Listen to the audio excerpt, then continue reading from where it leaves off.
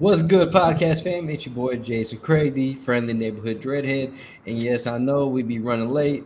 We all run on that CP time, but we are here.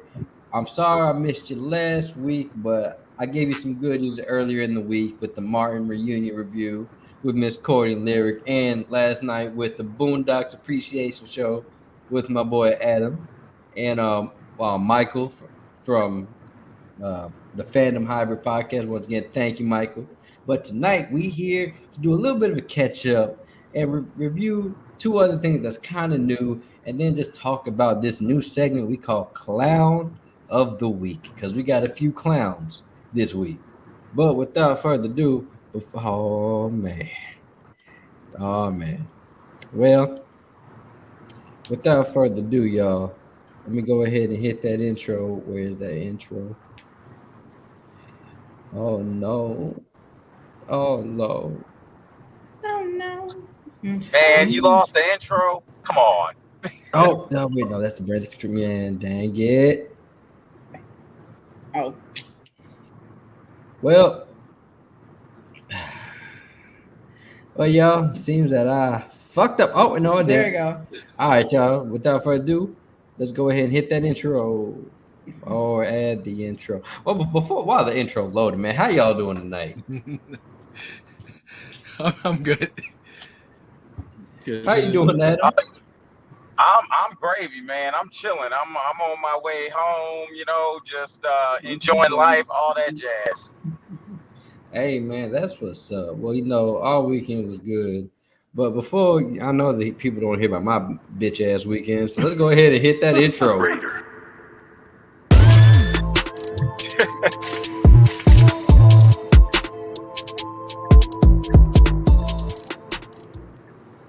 I don't know why it sped up a little bit, but yeah, y'all.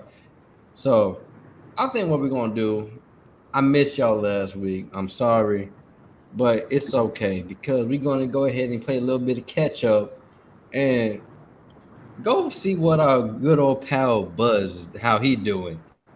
If y'all know, last week, what was last week? Last week, the highly anticipated family movie Lightyear came out, and some people liked it, some people did not like it. Some people wanted Tim Allen, even though he's still getting Disney money regardless, so he's fine, y'all. So we're gonna go ahead and review the movie, but before we do that, let's go ahead and watch this trailer.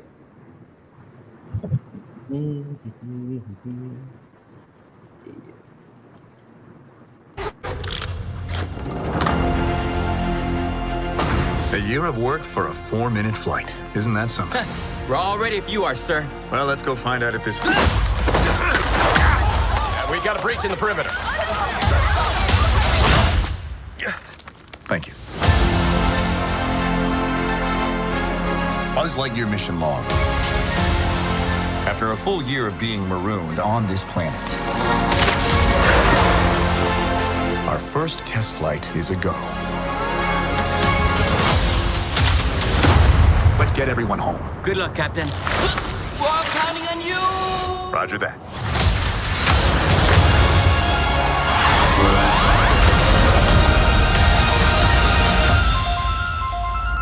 There's a star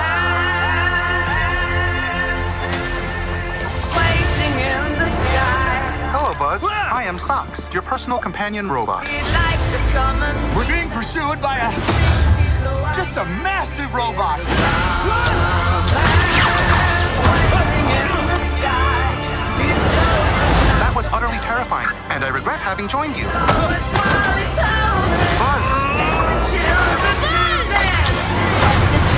Lightyear! Let all the children do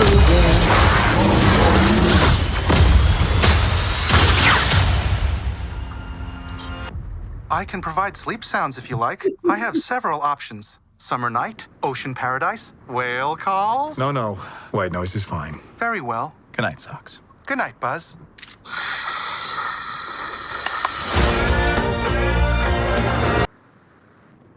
Well, I'm gonna tell you what. Okay, first of all, I gotta get this off my chest because it bugged me. It was bugging me throughout the movie. The beginning of the movie, It says this is the same movie that Andy saw when that made him want to buy Buzz Lightyear. And honestly, they could have left that off. Now, correct. Now, maybe I'm just nitpicking, but how does a movie look better than the characters watching the damn movie? I'm just. Well, I'm does it just saying, say? Did they say if it was animated or if it was? it was live? It was live live action? action. So But even then, Yeah. but even then, still, it looks worse. Yeah. Oh, go ahead. It looks better than Andy. Well, first of all, let me just tell you something about. I recently watched Toy Story. I still say it's like almost a damn near perfect film. Like it's still one of the most damn near perfect animated the films. original? Yeah, the original. But I will say this: rewatching it, if y'all go back and watch it, since they had no faith in Toy Story succeeding, they didn't spend that much money on it. So they legit, if you look carefully at each human character model, it's just Andy's face copied and pasted on different people. Like his sister is just a baby Andy with the wig The on. blonde wig on. Damn. Sid is just Andy with a long face and a big ass forehead And braces. And- and braces. But yeah, now I'm gonna tell you this. This movie, when it first started off, I was really enjoying the movie because it felt like a sci-fi adventure film. And it's something like that's cool because that's what I was hoping to see. And it's nice. Like, first of all, Chris Evans, he's fine as Buzz Lightyear. To all the Karens out there complaining about Tim Allen not being in the movie, don't worry, y'all. He's fine. He's still making millions of dollars from Disney. He's all right.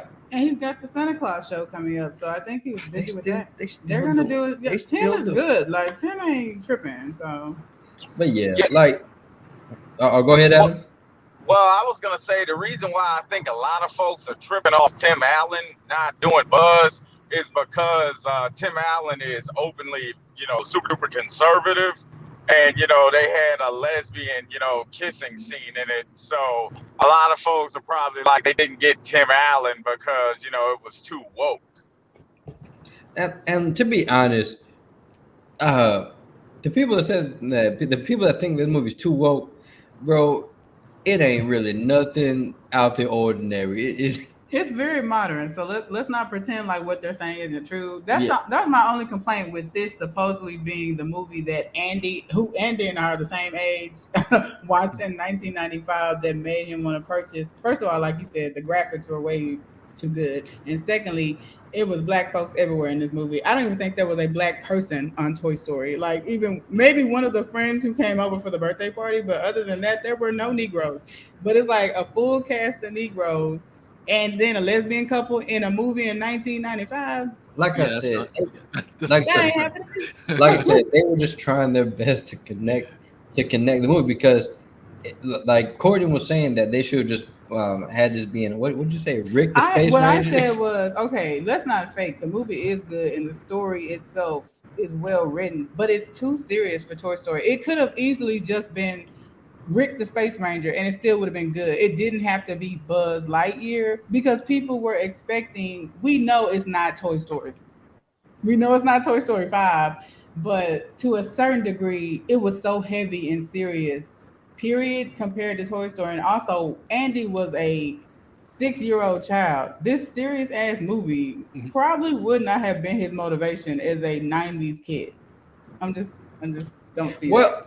Well, I mean, like I said, I just feel like if they had to put the Buzz name on here, because it ain't gonna sell if you just got Rick the Space Ranger. Well, let's not look at Wreck-It Ralph. That franchise is doing well, and who the fuck is Wreck? Well- And who is Ralph? But also, it's because it incorporates video games, and that first movie was alright. The second movie, but yeah, like I was saying, like I like Chris Evans as Buzz, like because he was basically how Buzz was when before he found out he was a damn toy. Hmm. No, he was. He was Buzz was straight laced and uptight before he found out he was a toy. And then when he found out he was a toy, oh, his world fell apart. True. I don't know. I feel like Chris Evans was just being Captain America in Buzz Lightyear. That's what Buzz is technically. But he's not. I mean, Buzz was very, and I think that's where you kind of notice. Yes, Buzz was very serious, but with Tim Allen's voice, as we discussed, it has more personality than Chris Evans. So even though even though Tim's Buzz was originally very serious, he still just had a little more animation to his voice than Chris Evans. Chris is very, he's very Captain America. That's the direction they gave him. You act like Chris Evans. He first of all, he played Johnny Storm, who was a cocky asshole. He was in The Losers, where he was just an idiot. And he came to find, as we saw with those franchises that people don't speak very well of, those movies that people don't speak so great of. Well, The Losers was that one off. I'm not gonna finish. That hey, maybe when I try to go outside of what I naturally do best, I don't get checks. So I'm gonna stick with this, ma'am. Can you pull over personality, military, straight-laced white guy personality? It gets me paid. So I mean, okay, hey. I can't believe I'm about to defend part of this trash ass Fantastic Four movie. Chris Evans was one of the good things about the movie because he acted very like true. Yeah, I don't mind it. I like the Silver Surfer. Like a lot of people don't care for that. Okay, franchise, I said the first one, not the second one. But I thought Silver Surfer looked cool. yeah, Hello. I'd say the second one was better than the first one to me. Agreed, because Sue Storm, they tried. Oh, can you hear me? White. It was just bad. Trying to make her white. What? They really tried to make her look like she could possibly be Chris Evans' real sister, and it was just the wig was terrible. Wait, which one are you talking about? I'm talking about the first one. The second one, it was a little better, more budget. I'm just saying that he brought. Huh? Adam. And again, the movie was great. Did fine, but he was very flat and serious. It was very serious. I mean, I think that's the direction they gave him, though. Which is fine. I do have this one question though. Do you think people were upset also because it wasn't like the TV show Buzz Lightyear? Because Buzz Lightyear did have a TV show which was pretty badass. Yeah, I used to watch the Buzz Lightyear show. I don't think so. I think because again, the story, the script, everything was well thought out. The story easily could have been nothing to do with Toy Story and still been good. So I don't know if it was the serious tone because there was humor. I think the people that have been bitching are just conservatives that don't like Chris Evans because the movie wasn't bad. Yeah. Okay. So I'm gonna go back to what I was saying. Chris Evans, he did fine. Okay. A little flat, but the first. I'm cool with that. The first half of the movie. I'm gonna just say this: the first half of this movie, I would have given it a movie theater because it had that space aesthetic that I like. How everything looks beaten and worn out. But Buzz getting how he got into the situation he was in, it was just his fault. And I appreciated that. And I appreciate that he was slowly losing his shit, trying to get everybody back. And everybody just looking at Buzz. Buzz, we cool, man. Man, we cool, man. Come down, eat some of this space pizza with us, man. You don't gotta keep on trying to bring us back. We are content that you fucked up. I mean that we messed up. So not Buzz though, he was obsessed. Yeah, so Buzz was obsessed. And so what happened was they were on a mission, which I thought it was a cool opening because it was a cool action opening. Did that rookie die? I feel like he should have died. Rookie didn't die. Oh, he should have died because he was not prepared. So they're trying to get away. They're trying to go into hyperspace, but their ship gets damaged, and Buzz is the one to keep trying to jump the hyperdrive basically. But every time he does a failed jump, is it 4 minutes for him? It's 4 years for everybody else. Mm-hmm. So he does that a lot of times. People are living their lives. His best friend got a whole wife, had a kid.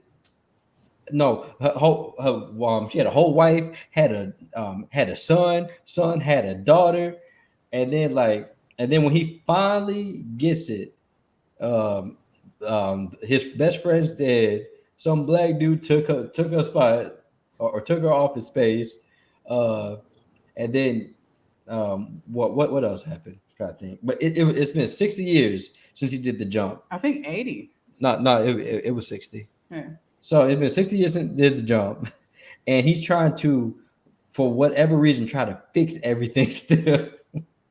And on a side note, man, the MVP of this movie is my man Socks. Oh, I'm about to say, I know you finna say the cat because the cat stole the show. Man, Socks was my favorite. Even though some of them cat puns I was really starting to get tired of later on in the movie.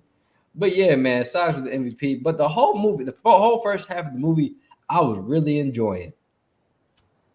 Until I heard Keke Palmer's voice and then Taika Waititi's voice.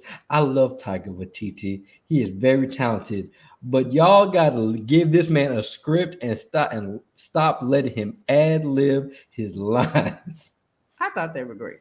I mean, okay, I'm gonna tell my problem with them.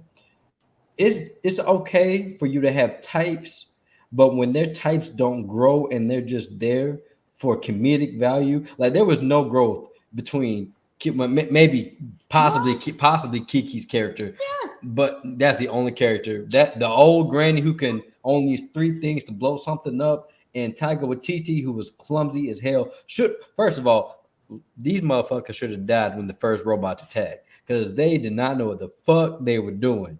And I remember you were saying you being too hard. I'm like, no, this is life or death. They will die. They would have died. This is a cartoon. It don't matter. We don't see people die in cartoons. They should have died. At least one of them should have died because Taika Waititi, first of all, his character is incompetent, really incompetent. And then there's this running gag with the pen that they kept going the whole fucking movie. So intense for a children's movie. Calm down, Skipper. No. I give everything fair treatment. And this, like I said, I was loving this. This was a movie theater at first. It was a solid movie theater. And it could have went, it was either going to go left or right. And that shit went left real quick because these characters, besides Buzz and Socks, I really didn't care about Kiki's character. I really didn't. Because for one, she was just too eccentric. And then Taika Waititi, I was cool with some lines. Some lines made me giggle, but it's like his whole shtick was him just being clumsy and getting some physical comedy.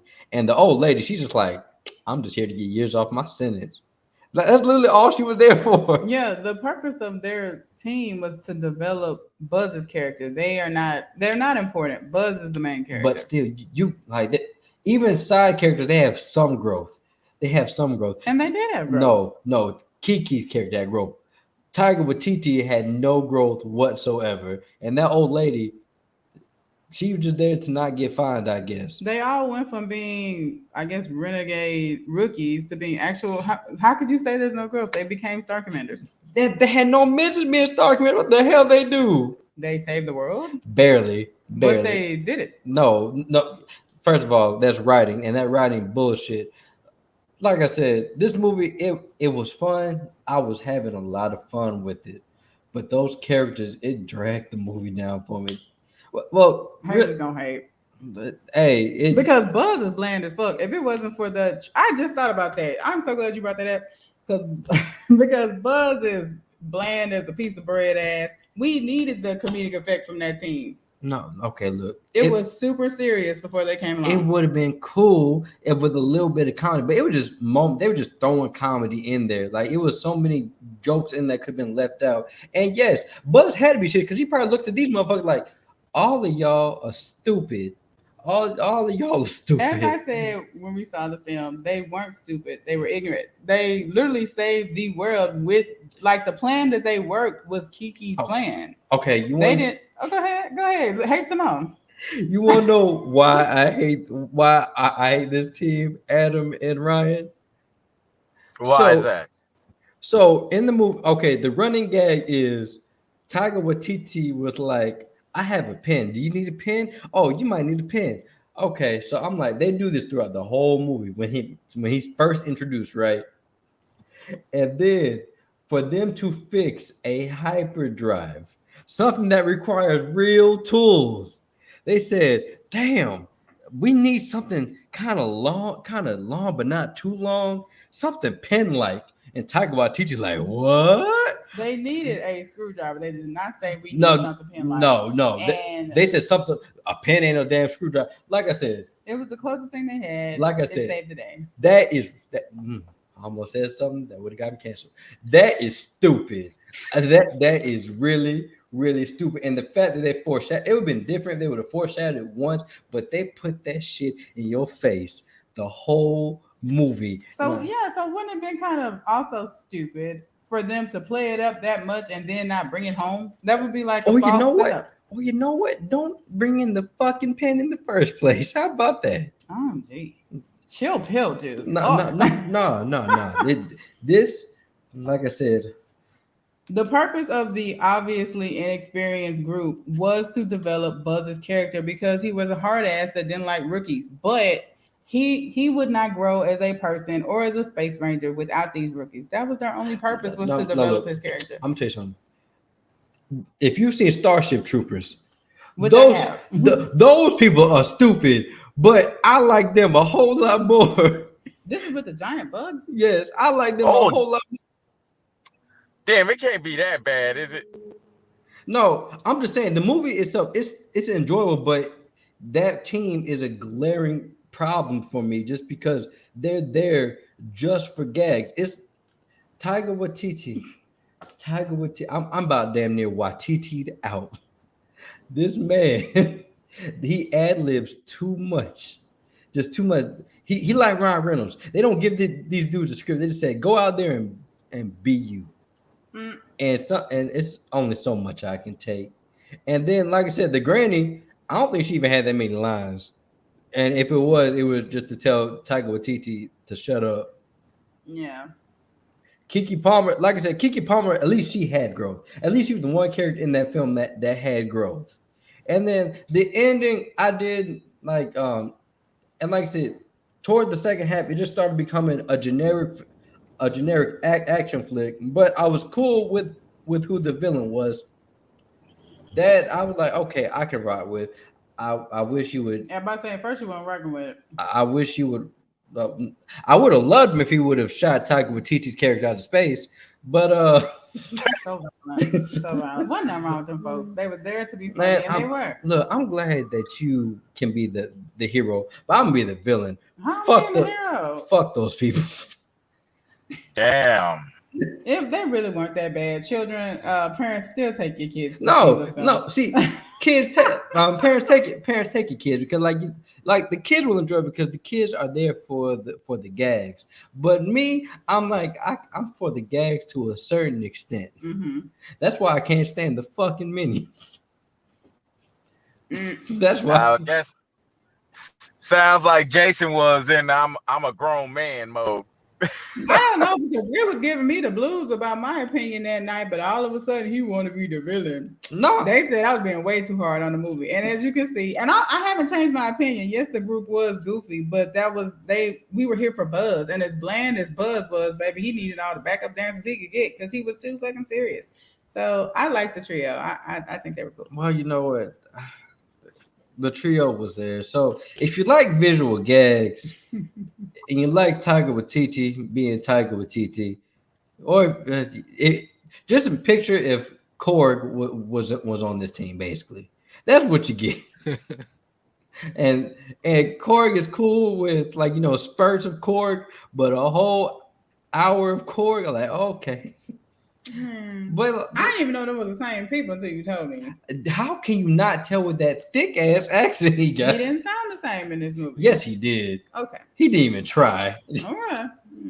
But like I said, man, like visually the movie looks good. I have a problem with it saying that this is the movie that Andy saw because that doesn't add That's up. bullshit. That's what it is. The action was cool.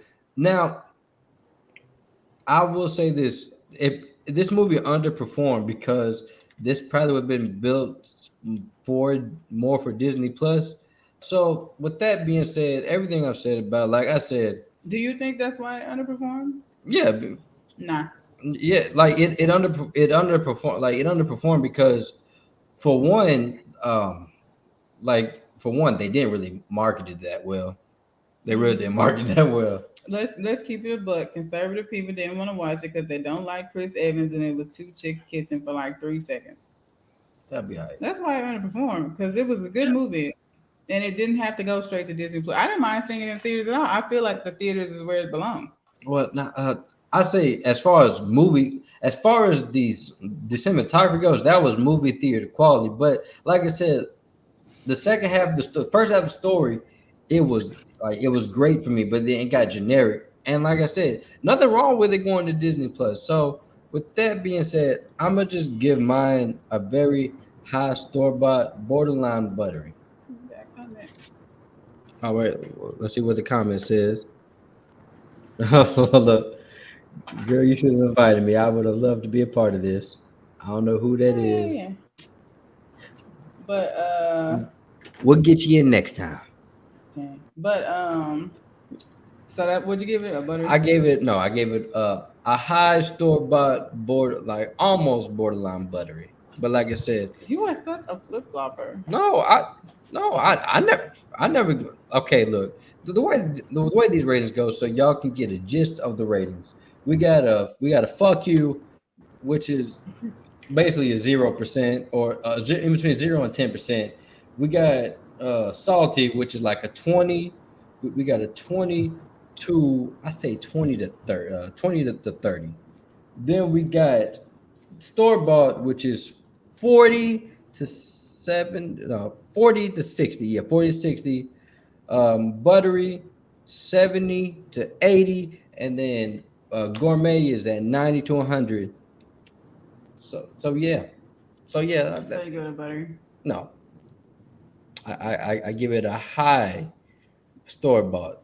Okay, definitely the change up. It's the change up for me. But what did I say? Because I still said I never said I love this movie. I never said I want to go back and watch it. Hey. Ain't no switching. You want switching up. How am I switching up? How? Okay, so you just said it and I need it repeated. Okay, so it's oh my god. It's FU store bought buttery gourmet. No, movie theater gourmet. Hey, Courtney, you gotta really write these down because you literally have to remind it every show. It's crazy. Every show is like, yeah. I'm getting them mixed up. Okay, so for an animated movie, I would definitely say movie theater. Like I said, it didn't have to be attached to the Toy Story brand at all to still be good. I don't know what my co-host is talking about. The reveal of the villain was this one I'm saying it's way too serious for me. If I was a kid in 1995, which I was, I would have been like, what is it? But okay, as an adult, I think it was brilliant because if Buzz kept going the path that he was going and never met the trio that Jason hates, that he had that particular future waiting for him. So it really showed if you refuse to change what could happen. So I mean, it also showed, I think the premise of the movie was he was so busy trying to fix his mistake that he never lived. And even though it was 4 minutes for him, he missed nearly 80 years trying to fix some shit that wasn't nobody even tripping off of. It was pride. I think the main villain was pride. But I already knew that the white folks wasn't gonna like it. I didn't know they had beef with Chris Evans. I just found out about that. But dang, I can't finish my thing. No, you still going. Oh, okay. But yeah, so I'm gonna go with movie theater. Was it a wee bit serious for the Toy Story brand? A little bit, but was it still good? Yes. Was the story still there? Yes. Was the character still there? Yes. Chris Evans' voice is a little flat, but it worked. So y'all still go see it. I can't believe it's underperforming. Quit being whack, people. I mean, it's a hell of a lot better than Jurassic Park. I'll tell you that. But like I said, Jurassic Park, World. Whatever.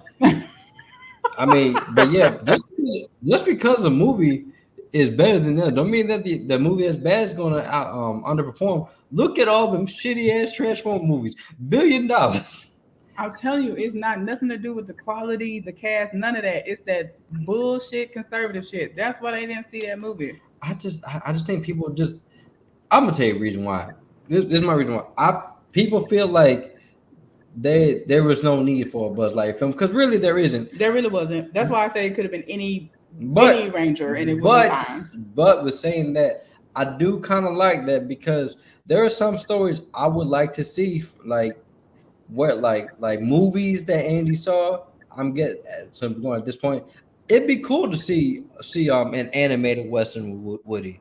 It was cool to see Maybe I get it was cool to see a sci-fi space adventure with Buzz. I mean, we kind of got Rex's movie in the Jurassic World movies. And we got Maleficent. So I mean, if we did like a Ursula story or something like that, I wouldn't mind. And if it was overly dark and just brooding, I would be like, okay, this ain't the Little Mermaid, even though it really is.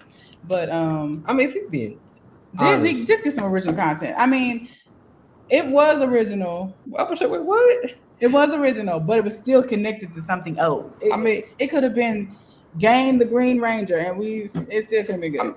It wasn't really. It's not even original. Like it pulls like I said, it pulls from a lot of sci-fi movies. There's nothing new under the sun. There is a formula to these films. Yeah, but you said be original. Like I'm talking about Disney in general. Like there's been a lot of rehash, like all these remakes, and you won't know why? Because money. Because people like us are still going to see. Because lack of creativity. Yeah, but we still see these. We are the problem because we put money. Is it we? Because you wanted to see this. I see this because, man, we need to pay the bill somehow, and this podcast how we do it. I enjoyed it. I feel like people didn't give it a fair chance because of something as minuscule as a kiss. When every Disney movie I have ever watched, probably other than Moana, has kissing in it. So I don't know why all of a sudden it's so uncomfortable. Oh yeah, because it's two ladies for 2 seconds. Well, you know. But I've never understood it because freaking Bugs Bunny kissed Elmer all the fucking time. And Yosemite Sam. Bugs Bunny was a straight up cross-dresser. Hey, you get off a bug. Oh yeah. But yeah, man, that was the Lightyear review. Now, coming down from space, I gotta go ahead and see if I can find my black phone. All right, y'all. Next we're gonna be talking about this movie with Ethan Hawke from a studio that I have a love-hate relationship with this studio. Jason Blumhouse. He either puts out really good movies or really shitty movies. So who all saw it? Everybody? Nope. Oh, I saw it. Yeah, I saw it. I did not come prepared today. Ryan here for Kenobi. Yeah, exactly. I'm here for Kenobi and the boys, but I guess we're going to talk about. We're not talking about boys today. Now we can talk about it just a little bit, okay. Or at least that last episode, at least. But yeah, if y'all know Jason Blumhouse, he has Blumhouse Studios, who makes great movies like Happy Death Day, and I can't really think of the good Blumhouse movies. I think he did the Halloween remake. I think he did. Then you got his shitty movies. I can name a lot. Truth or Dare, Fantasy Island. It's a lot he did. Basically, this man has a hit or miss. But we about to see if this movie with Ethan Hawke is a hit or miss. But before we do that, let's go ahead and watch this good old trailer for The Black Phone.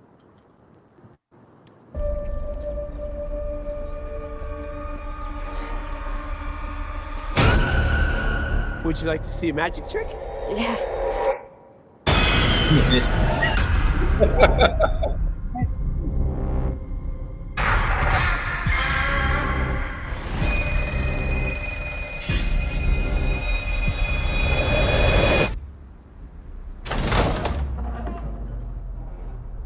Tell me your name. Taylor.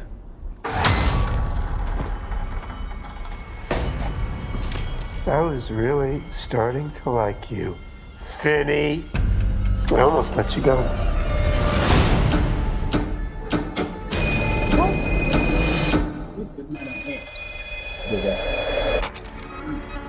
Don't hang up. Who are you? You know all our names? It doesn't work. Hang it up.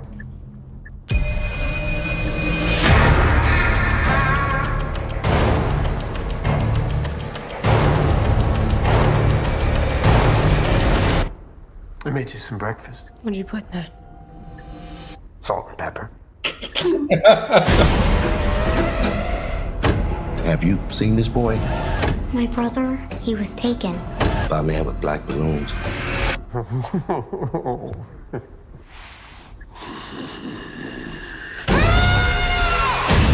had a dream about it. Please let the dreams be real. You're getting out of here. How? There's a combination lock. What's the combination? Hang up the phone! You don't have much time. You're gonna use a weapon.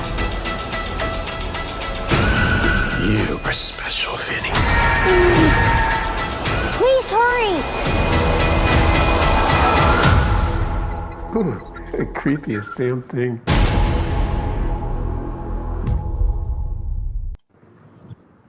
Well, yeah. I'm gonna just start off by saying this. I love Ethan Hawke, man. Ethan Hawke is a consummate professional every time he steps on screen, and his performance, it was uncomfortable. It was very uncomfortable, but that just shows how good at his job he is. And let's talk about Yeah, I was about to say he seemed like he nailed it to me. Oh yeah, no, like I say, him and the character that plays Finney. I want to say is Jamie Lee Curtis. no, yeah, get damn Jamie Lee Curtis. He do look like a. No, he does not. No, he does not. But honestly, now that I'm watching the trailer, they tell so much in it. They gave the whole movie away. I mean, that's what these trailers do. No, they're not. You're not supposed to do it all. Trailers been doing that for years now. Doctor Strange didn't. That's because Doctor Strange is fucking weird, and Sam Raimi was on cocaine when he made that movie. But it worked. but yeah, It did. It did.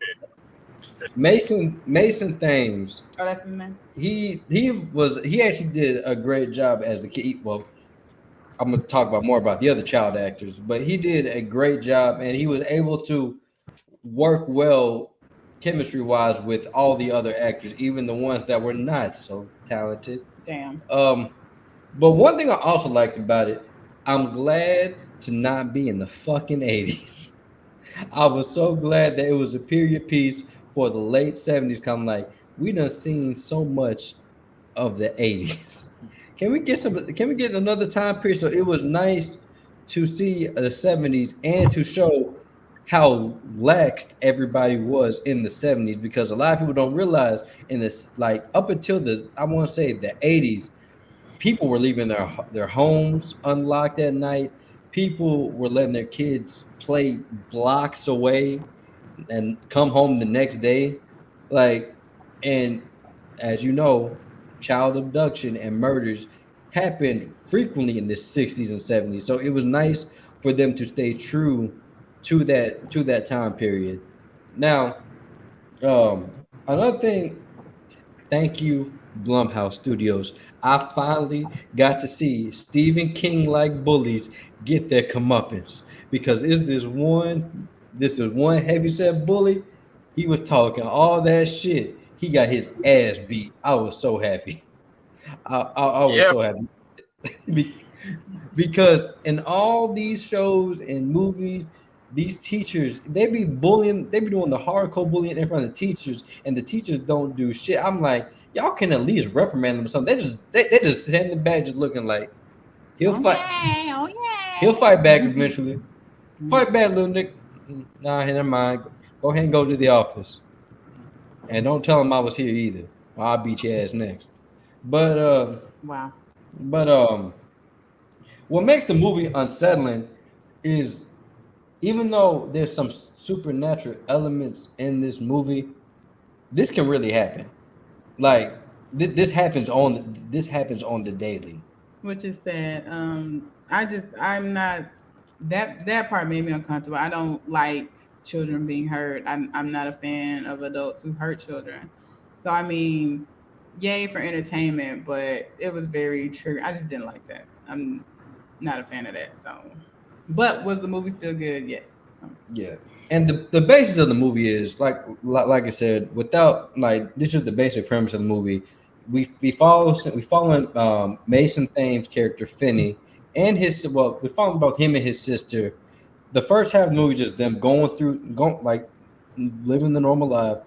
Their dad is suffering from a family tragedy. I'm gonna try to keep light spoilers, and then kids are going missing in the neighborhood, and then one day Finney he gets kidnapped, and he has to find his way back home, but there's a black rotary phone that is disconnected, but somehow he's getting help from other kids. Like I said, that's all I'm gonna tell you, and you see the movie for yourself because yeah, the trailer just fills in the dots. So see the trailer, you've seen the movie. But yeah, no, don't listen to her spend your money on this movie because this film is actually. It was a good experience for sure.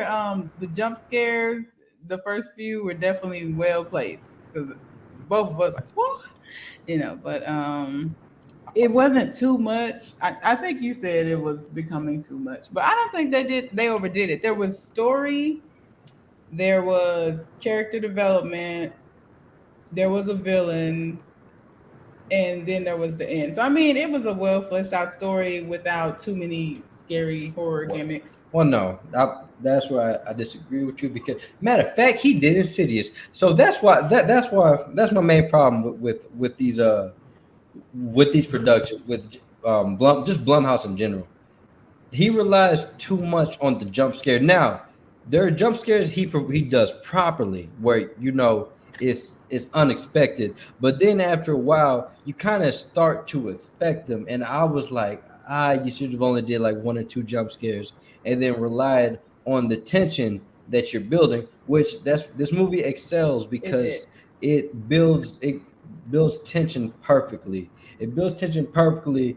They do creative things with the rotary phone or the black phone, which was pretty interesting. There's some characters in that. Now, I done split everything I loved about the movie. Like I said, this movie for me, it was really good as far as the acting between Mason Thames, Finney, and Ethan Hawke's The Grabber. Like, it was really well. Now let's talk about things that didn't work so well. Damn. Who these child actors? I know they babies, but goddamn. There's one kid in this movie. I'm guessing he did this multiple times, but Scott Dickerson, I think it's his name, the director. He just said "fuck it" and just said whatever this take is, so be it. And it legit just sounds like he's reading off a piece of paper to Finney, and even Finney, he's trying to roll with it, but even in this house, like shit, I'm trying, man. You got to work with me here. You got to work with me. Now the sister does well. She falls off in some moments. There's something I don't like with the sister. I feel like it could have been left out because she has a power that I felt would have came in handy, but in the end, it really didn't come in handy. What is that crack we're smoking? No, she literally saved the day. No, okay. Okay, in hindsight, not at all. Not at all. She did not save the day. No. What? As a matter of fact, it wasn't for her. No. Yes. No, I'm trying. He would have been fine. He would have been fine even without her. Yes, but she did her part too. Don't fake on little Miss Jesus. No, she did not do it. Okay. Yes, she did. No, I don't want to spoil it. We might as well. No, we're not spoiling it because I want Ryan to see this movie. Pay your money, all right? Okay, but reason why me and Adam are saying that she did it is because with this power that she has, and the explanation they gave for her having the power and her mom having the same power, I hated that part because I was like, y'all could have did more with that. But they said we only got an hour 45 minutes. Yeah, and it's horror. It's not Shawshank. Hold on, no, we ain't gonna do that. Like horror can't have great story because horror does. So the story wasn't here because I felt like the story was here. No, you make it seem like a horror can't have a masterpiece story. It can, but at the end of the day, horror. We're not here for no plot and no family drama and no man, go see a rom-com for that. We are here for the gore and for the jump scares. You ain't even there for the gore of the jump scares. So what? Just because I don't like a genre doesn't mean I don't understand its purpose. No. People go to see horror films to be scared. Or to be on edge. But see, that's when you get shitty Blumhouse movies like Fantasy Island and Truth or Dare, because when you just rely on making a story that's just scary, the shit ain't gonna be good. Oh, I'm not saying don't have both elements. You can't go wrong with a solid story, period. Like, even if people aren't scared, they're gonna be like, the movie was good. So I mean, but is it just mandatory in order to make a horror film? No, it's not mandatory, but it's not an excuse for them not to do it. Just like how people can say, well, it's just a kids film. What do you expect? Like, no, kids are smarter than that. You can make good stories in kids movies. I be hating when people say, like, well, what do you expect? It's a kids movie. Well, what do you expect? The superheroes. You can have a good story. But back to that little girl's power. She was having these visions. Premonitions, yeah. And there was one vision where I did not like. It was like it was using it for her, but it didn't help nobody else. And when she quote unquote helped, the outcome still did not rely on her findings. It was somebody basically had to save themselves. She didn't save First of all, in case y'all didn't notice, here are the gifts. Like, they both have that gift from their mother. How do you think he was able to do what he was doing? But they insinuated that, but it was understood. Sure. Just like how that girl can't stand at the car. All right, but they didn't quite, because the grabber could hear the phone too. Yeah, so that's what I'm saying. Maybe he had the gift as well. No, maybe he's just crazy. I think those were just his demons. Like, those were just the grabber. But notice, see, y'all wasn't listening. The stuff was there, but y'all weren't listening. The first call said, none of us heard the phone, only you. Okay.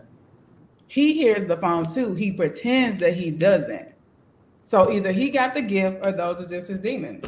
But the boy got the gift. So what's that got to do with the little girl being useless? She wasn't useless. She was useless. This is not. It's not. I mean, she really was. Marvel that y'all don't understand, because I have premonitions. I had premonitions as a little girl, and it's not something you can control. Not as intense as hers, but I mean, this isn't Jean Grey. Like, she's not what it's like. It's a little kid. What me and Adam are trying to say, she did not save the day. She was very helpful. No. Okay. No. Well, the thing is the same outcome would have happened even if she didn't have those visions. 5-0 would have. You know what I mean? But he still would have. Oh, I can't give this shit away. But what the ending still would have happened, because that person, that happened. So either way, I think it was supposed to come together. It didn't. No, it didn't, because the little girl was not needed. Okay. The little girl was not needed. That's all I'm gonna say. Like her gift, her quote unquote gift, it was just to fill out time. It was to fill out time. Yes, because at first I was with you. I was like, okay, maybe they're gonna do something with her. They did. And then okay, Ryan, I'm sorry. I'm trying. Oh, still see this movie. Still see it. I'm about to tell this. Okay, look. Everybody played their role. No. For a horror film, people had their parts. The girl did indeed play her part well. She is not Jean Grey. Get out of her mother's back. We're not telling her to be Jean Grey. So, Ryan, I'm sorry. I feel like I'm going to spoil this because you're not going to see this. You don't have to. No, because I have to tell, because he's not understanding. This little girl, she did not help. She did. No. First of all, she helped the film and the story. She brought character and she brought comedy. Yes, that. But towards the end, like, her gift wound up not helping. Did we not see the same movie? Well, this is what I'll say about it. Have y'all ever seen Jeepers Creepers? Yes. Yeah. She was basically like the black lady in Jeepers Creepers. I know you did. She saw visions and shit, but she didn't really affect or help anything. No. That girl was just like her. Apples and oranges. You know what? I'm gonna just say this. That black lady was so useless. Just like this little girl. No, she was just like the little girl. I'm just saying this. There's a scene there's a scene in this movie towards the end. A hole would have been filled. A hole would have been filled because she gave the wrong information. She did. Gosh, it wasn't wrong. It was yes. If now, okay. Let's just say if So bad. I do because I want to prove my point. There's no point. Y'all trying to make it seem like the No, girl had no. It's no, 2-1. So that don't make y'all right. Right.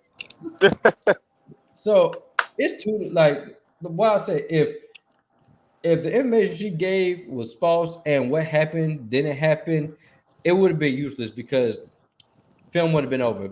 Exactly. Bad I agree with you to that extent where you said it was for the film. It was. She did kind of lead us on a rabbit hole, like down a rabbit hole, and to certain things. And we knew that she was close as the audience. And had they taken that completely out, just him on the phone, come on now. No, it would have been dull. No, it would not have been dull because It wouldn't have been as good. No, it wouldn't have been dull because to be honest, I didn't really like following the little girl. Only time I liked her when she said, "Jesus, what the fuck?" That was the only thing that I liked her for. But all right, I was engaged with him in the room with the rotary phone. Ethan Hawke and Mason Thames made this movie enjoyable for me. Yeah. I don't give a shit about that little girl or any of them other kid actors because they were bad. Okay, I feel like the girl played her part and did help the But film. I'm just saying, you can take her out. You can take her out, and we would still got the same outcome. Yeah, I mean, both parties involved utilized their gifts and came together. There was no one hero. No, they did not come together because They he did. did not help. They literally did.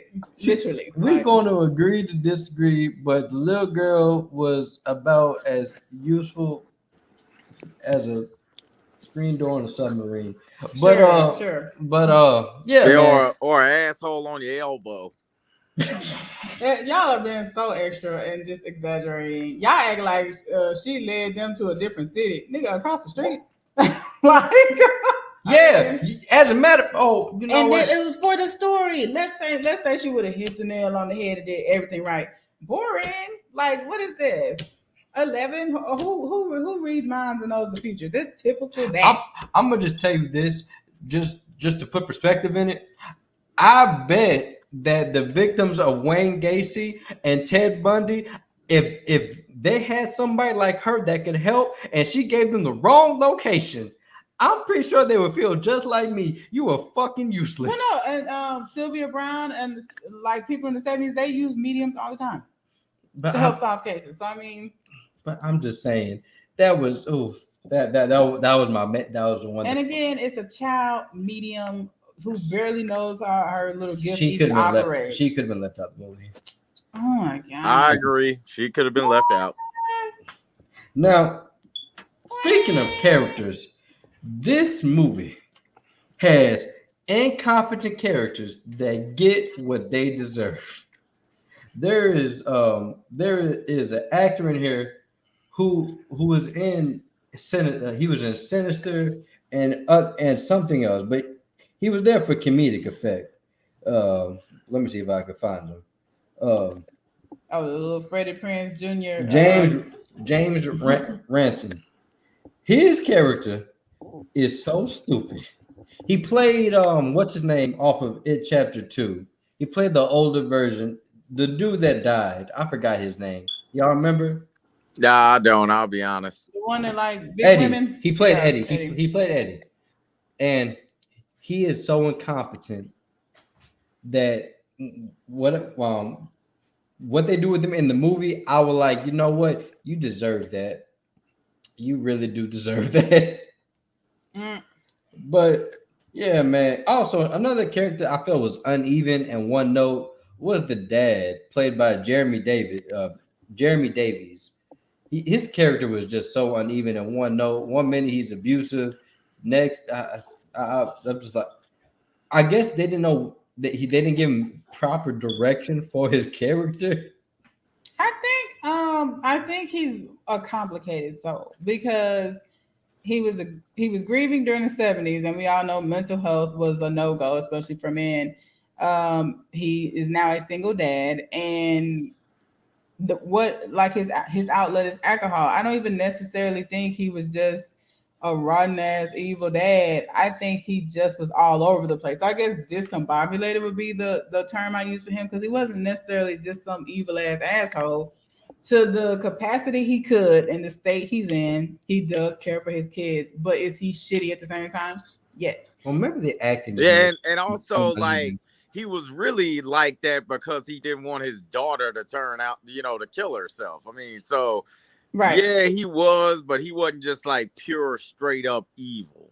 You know what I mean? I'm just saying, I guess it was just because his acting, because I just didn't buy into any of his emotions. They were non-existent. Like, he was very and then that scene when she was getting spanked, it was that was some bad acting on both their parts. Definitely. I agree with that. Scene. I'm not sure why we had to see that. It was bad. It was bad acting on both parties' part. But also, like, another problem I had, it's a lot of explanation and setup that things that they set up, like, oh, that'd be cool, but then like it's left on the table. Agree. But like I said, it's an hour 45 minutes, which I will give that a plus. Hour 45 minutes. I miss movies. I miss movies at an hour 45 minutes. Not everything has to be 2 hours or Elvis Presley long. An hour 45, perfect. Yeah, I agree. While you're in the film, you're in it. There were the things that I noticed, didn't like. I really didn't even notice until like the drive home, and I was thinking of different questions that weren't answered. But like in the midst of it, you're in it because it is an engaging film. But while we were driving home or whatever, I'm just like, okay, so why did he have a particular type of children he grabbed, and what was that type, and why is he doing this? Period. Like, they kind of touch on, there's like a sentence here and there where he touches on that he may have been kept in the little basement or he may have been abused, but there really was no real explanation, which is fine because it made it easier to hate the villain, because if you don't have sympathy for someone, it's easy to hate them. So maybe that's why they kept all that off the table. I don't know. And also, like, my last few thoughts. One, I like the first Sinister. I really enjoyed the first Sinister. Second Sinister, and I like that there's some things there's some shots from that the director chose in this movie that kind of mirrors Sinister, like the whole old movie reel type feel, like, because they use that in Sinister when the person was doing, like, making basically videotapes of them committing the murders. So I thought it was nice to see that back in the movie because I liked Sinister. Now, I didn't see Sinister, but I do think that the cinematography and some of the angles and cinematic choices were very, very good. Like you said, just because it's a horror film doesn't mean you give us filth. Like, you can still tell they were still telling a story with the camera. The color choices made you, like, the color palette made you feel like you were in a vintage era or the late 70s, early 80s. Now, did you want to add anything else before I give my rating?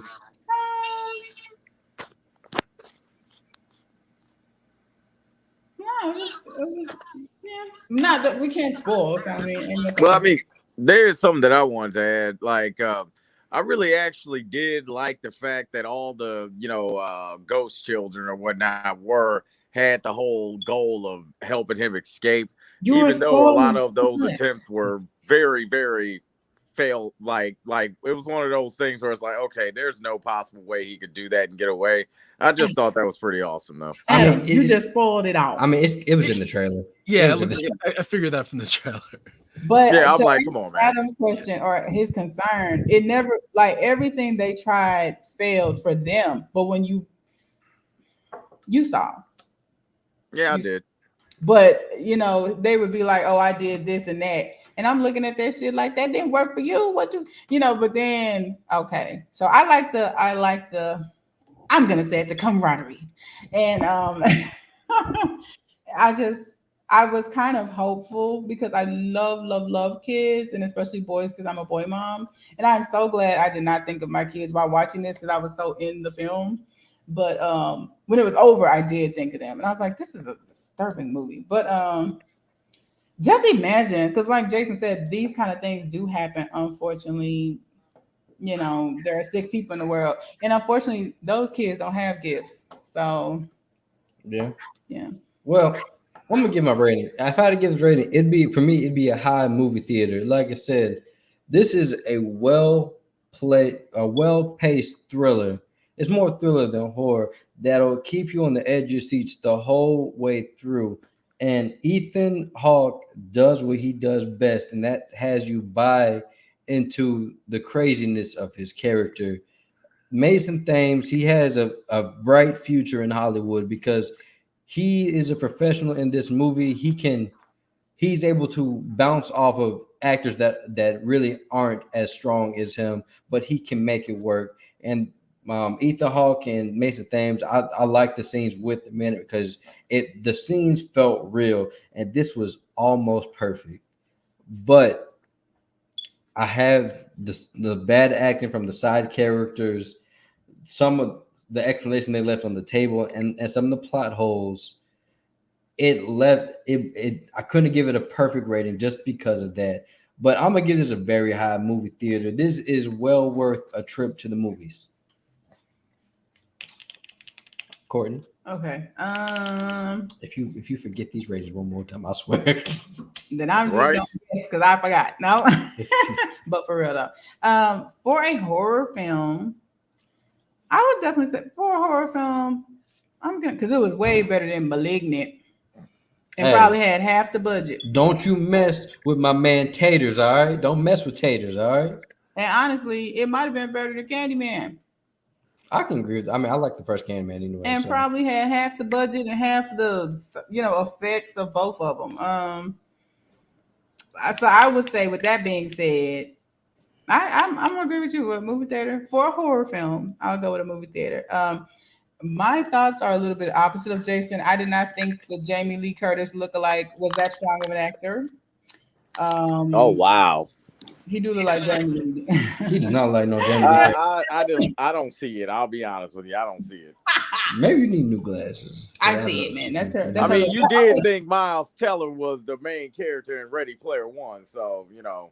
They definitely could be doppelgangers, but I didn't think he was all that strong. He was that's why the sister played well, because even in that situation he was in, if this was a real 13-year-old boy, come on now, where's the fear? Like, I guess because it was a child with a gift, but this is a really mature kid, because I would have been shitting my pants. I would have been crying the whole time. Like, he was really calm, cool, and collected for somebody in a murderer's basement. But I mean, so to each his own with that. Well, no. But you didn't think the fact that he was able to talk to those other children was keeping him cool and calm? Yeah, because first of all, that would have freaked a normal child out more. No, but the thing about, you actually got to think of child's mind. You just said he had a gift. Come on. That he's never used till now. But I'm just saying, the reason why I let it slide, because, like I said, a normal child, they would be freaking the fuck out. Why? Because they feel alone. He did not feel alone because he had ghosts talking to him. I'm so sorry they have this spoiled this movie, Ryan. I did no spoilers, but it just wasn't, it wasn't the worst. I still enjoyed it. I don't even think I connected with him really until he started crying, because I'm a mom. So when he finally broke down and acted as a child would, as a helpless child would in this situation, I kind of did like this to show that I wanted to give him a hug. But outside of that, it almost was like watching a Tom Cruise, like somebody who dealt with these sort of stealth missions on a regular. He handled it very well. Not saying it was bad. I'm just saying, for me. So the kid well, I just don't get why she's saying that, because he did have freak out moments while he was down there. Sure, he had freak out moments. If this was a kid, even an adult, my grown ass would have been child. No, what? I think about it. You probably would have died the moment that they were saying. And I'm sure you would have right along with me. No, this is a terrifying situation for fucking anybody. Hey, no. If somebody tell me don't do something, and if they would have got like a Macaulay Culkin, somebody who was a child actor with range, they would have brought that to the film. He has range. What are you talking about? Just because I was about to say he was pretty well rounded. He's like, you make it seem she want him to be like, I'm about to shit myself. She want him to do that on his camera. No, I think the fear was there. I think the intensity, what's the word, anxiousness of the audience was there, but his actual fear sometimes it did seem kind of not there. But either way, I was on at the edge of my seats. It was still good. That was really one of my only complaints. I can't believe y'all downplaying the sister. She had a huge role in this film. She could have been cut out, and it would have been the same outcome. And it would have been less. Like, okay, if it would have been just him and Ethan, it would have been like battle of the masterminds. And again, this isn't that. He's a kid. So, I mean, we needed her. But y'all feel like we didn't.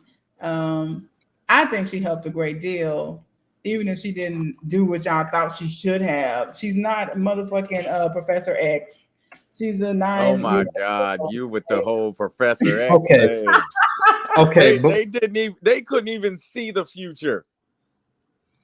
What do you think a premonition is, Okay. Adam? Now, before we go on, Professor X and Jean Grey did not have premonitions. That's why I don't get why you saying that. Well, at first I said Jean Grey. It's like y'all expected her to just bust in and say today and kick ass. Baby, I'm 9. I barely know how this shit works. This is how it would have been helpful if she had actually led to him being saved. She didn't though. Hold on, y'all. Before we go on, let me just go ahead. Oh my God. I'm just going to go ahead and put this spoiler up because I can't hold this in. I can't hold this in. Okay, well, get ready first. I told you, for a horror film, I definitely feel like it was a movie theater. I was just giving the few little qualms I had with it. Okay, why do my opinions got me torn to shreds? Well, let me give my rating too. Yeah, I give it a high movie theater.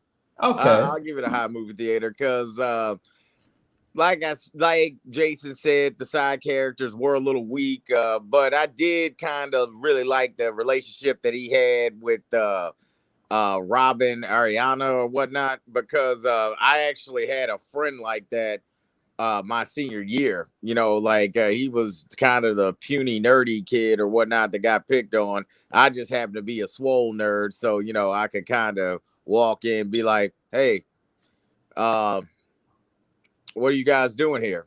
You know what I mean? So I was like, "Yo, I kind of like that."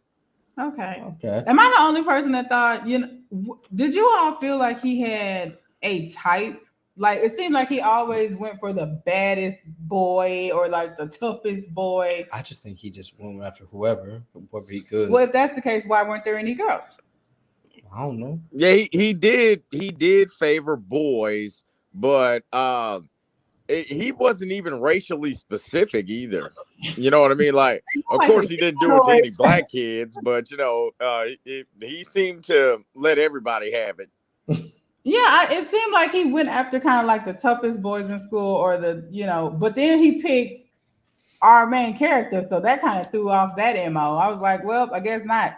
But well, the paper boy, he wasn't the toughest kid in school, but the other kids you're talking about, a lot of times, yeah, they were, but the paper boy wasn't, and also the other boy, the baseball boy, he also wasn't known for being the toughest kid in school. Well, actually, they said before he went missing, he was the toughest. Before he went missing, he was the toughest boy before the Hispanic child. So y'all did they say that? No. That was the other one. That was the one with the long hair and shit. Yeah. That was the one that said, today is the day, motherfucker. No. We didn't even know that was the toughest kid before the Hispanic kid.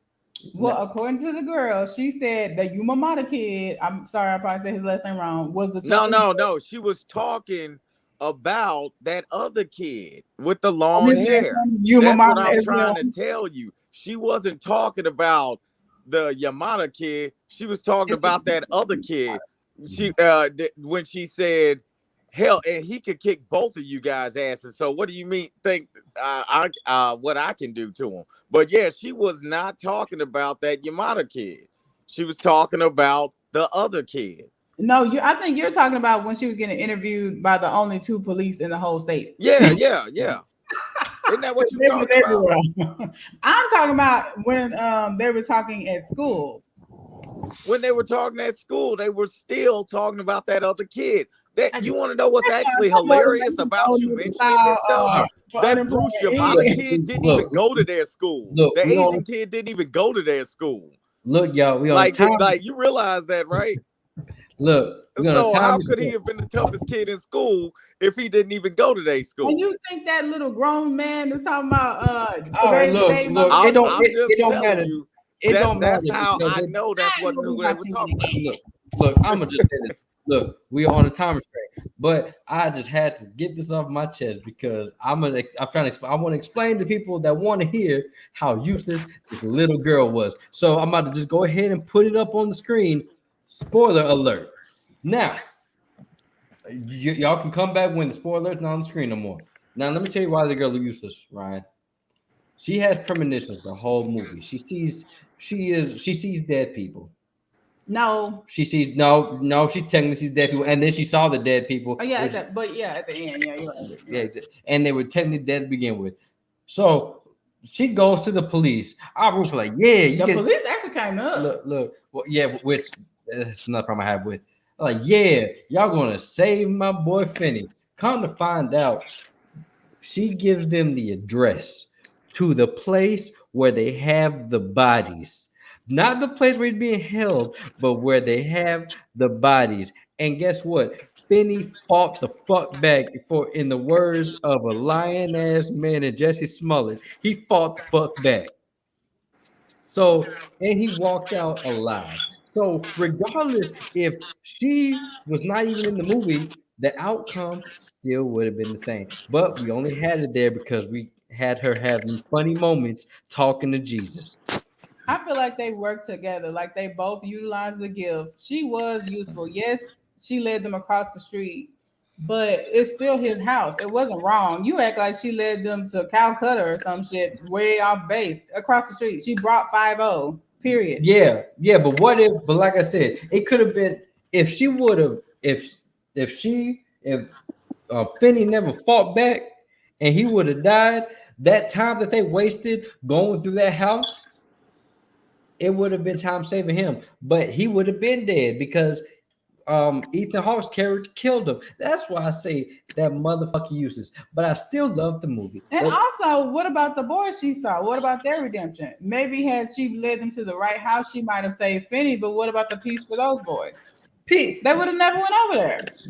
The peace was when Finney put the axe through that motherfucking. Oh no! When he snapped that motherfucker's neck, that was the yeah, that too. That's why I say I feel like they work together. Well, and also Jordan, if they would have found out who the guy was, they would have realized he had 2 homes in his name and would have found the other boys. Maybe eventually, yeah, I agree. And so like to me, that's just kind of that they would have happened anyway. But yeah, y'all. And the reason, and I think the reason that we went with her and him at the same time was kind of for that Silence of the Lamb type ending where the police kick in the door and it's the wrong house. Let's say we would have just followed our boy. Yes, he still would have got saved, but we were on the edge of our seats. We were not sure as an audience. Oh shit, they hit the wrong house. We weren't sure. So I think adding her and that scene with her getting the police and them going to the wrong house, it added because it filled in the holes. We did not know there were 2 different houses, did we? And don't fake. I never said that. I'm talking at him. No, I mean, yeah, that's true. We wouldn't have known there were 2 different houses. And when they kicked in the door at the wrong house, we still had the same outcome. It would have still had the same outcome. That's my point. Yeah, what I'm saying is it was to strengthen the story, and I don't think it strengthened the story though. I think it was just to build more tension for the film. Is that not literally building a story? No, that's not building a story because the story is the bitch made a mistake. Did you just kind of look up? Bitch? Yeah, I did. But spoiler, y'all. I'm done talking about Little White Girl.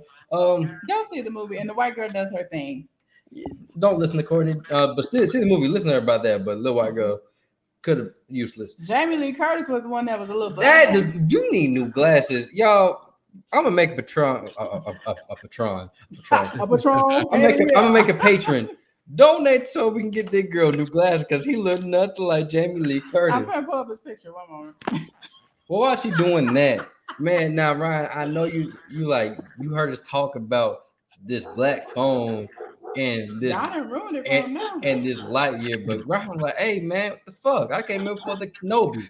Well, don't worry, man. I got you with the Kenobi, dog. I got you with the Kenobi, and god damn it, they seem to take my Kenobi away. But if y'all know, the season finale of Kenobi dropped. It dropped this week, right? If I'm not mistaken. Yeah, it was Wednesday. Yeah, oh my god. Damn, that wind is strong out there. And it was a great episode too. I think this is it. I hope this is it. But yeah, y'all. We have been following our man Kenobi through desert and a city and some more desert. Got to hang out with James Earl Jones. I mean Darth Vader for a little bit. And we want to just give our thoughts and just tell us if we enjoyed it or not. But before then, he does not look like Jamie Lee Curtis. Stop it. You know that they cannot see that. They cannot see that. I can barely see it. And I only think she's saying that because they do have the same hairstyle. I'll give her that, but they don't look alike. Probably is. But yeah, damn. But before we talk about Kenobi, let's go ahead and take a trip to good old Tatooine real quick, y'all.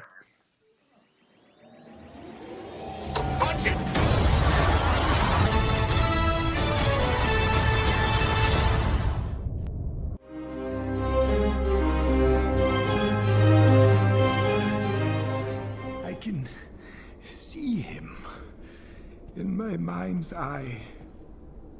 Kenobi.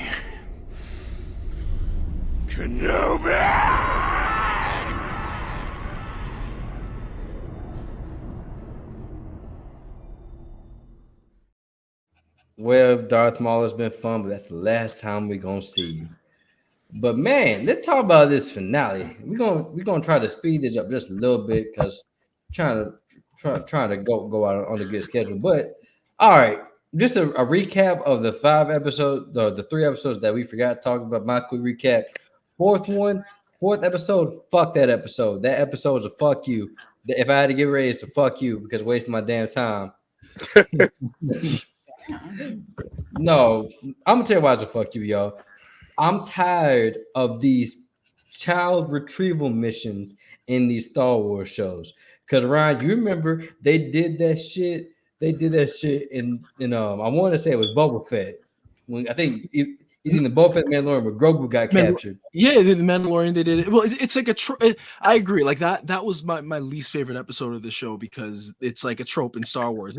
It's every, we had it in episode 1 where they're getting, rescuing Leia. Like in almost, I think every single of the new trilogy, like they're on a Star Destroyer and they got to sneak around, and it's like completely unrealistic that they would get 5 feet before being captured and executed. So it was frustrating to see another episode use that kind of tired trope of sneaking around on the Star Destroyer, or a base or wherever. So yeah, I agree there. And not only that, I know that the stormtroopers have bad aim, but in that 5th episode, these motherfuckers have them cornered. I'm talking about this is between how many corners you're sitting is how far they are from the rebels. And you mean to tell me you can't hit a single fucking person? Like one dude, he legit just said fuck it and then grabbed the dude and just shot him. Well, you have to remember they ain't got the same training as the clones do, and they don't have the same DNA. So they actually miss. Look, unlike man, the clones who seem to hit every freaking time. Nah, I'm sorry. They wrote that in because they couldn't think of a better way to explain why the stormtroopers aim. It is so bad. Well, remember, but they've always done that though with Star Wars, like especially with the newer stuff. Because you watched The Mandalorian. When the Mandalorian shot, when the stormtroopers actually hit something, they even act shocked that they hit it. Yeah, but I'm just saying that was. They're like, oh my god. No, but I'm just saying. But mind you, they implemented that when they made them shitty ass prequels because a lot of people were always asking, wow, these motherfuckers are the worst foot soldiers ever. And they are. And they're the most fragile too, because even in that 4th episode, when what's her name was fighting those stormtroopers, she legit like pulled his helmet down, and he was, I guess, dead or knocked out. Well, But also yeah, like man. they've got armor, and all it takes is a shot anywhere in the body, and they're down. Like same thing. She gets shot in the stomach and is still able to like save the day. She's able to get the It's like, come on, like they're weak. Yeah, They're made to just be weak. And look, I can't believe I'm agreeing with some of these Star Wars fans. But man, that 4th episode, I did not like Reva. That 4th episode, they gave her no direction in that 4th episode whatsoever. It would just be a generic Star Wars villain. And I was really like, damn, I want to go against the grain and not agree with these Star Wars fans, but her acting was just really bad that episode. It got better in the last episode, though, I will say. Yeah. But that fourth episode, I was kind of hoping we would have talked about like, because I was just gonna go. There's gonna be a rant of how I hated that episode. There was one moment though of acting that nearly redeemed the entire thing. It was that moment where she was asking Leia something, and then kind of puts her fists up like we've all had that moment with the kid like. Oh yeah, yeah. Like that one moment almost redeemed the entire thing. Yeah, because like I forgot the conversation. Like, well, if I tell you where they are, can I at least speak to my dad? Daddy first? She looked at her like, this motherfucker. But yeah, man. But let's talk about that 6th episode, man. When I tell you, Star Wars, Kathleen Kennedy, y'all redeemed Hayden Christensen, and you redeemed Darth Vader. Darth Vader is fully who he's supposed to be, the scary badass that we all know and love. Because up to that 5th episode, when he fought Reva, he was just playing with her. Matter of fact, I'm gonna pull that up. He was just playing with her. Yeah. Like, oh my god. Yeah, here it is. Oh, let me go ahead and share this. Oh, no, not video. But yeah, man, I'm just glad that we finally get to see Vader being redeemed to the badass he is, not the little bitch who hates Sam.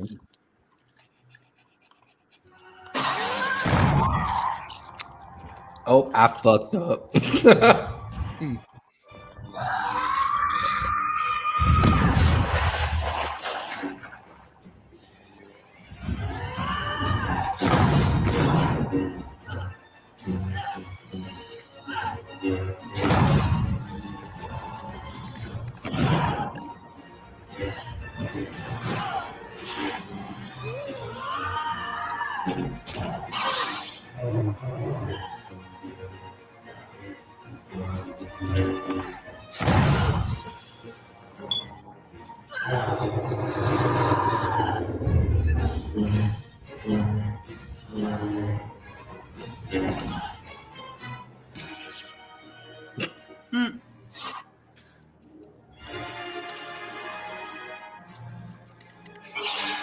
You say, yeah, bitch. Not even trying. Like, look at that.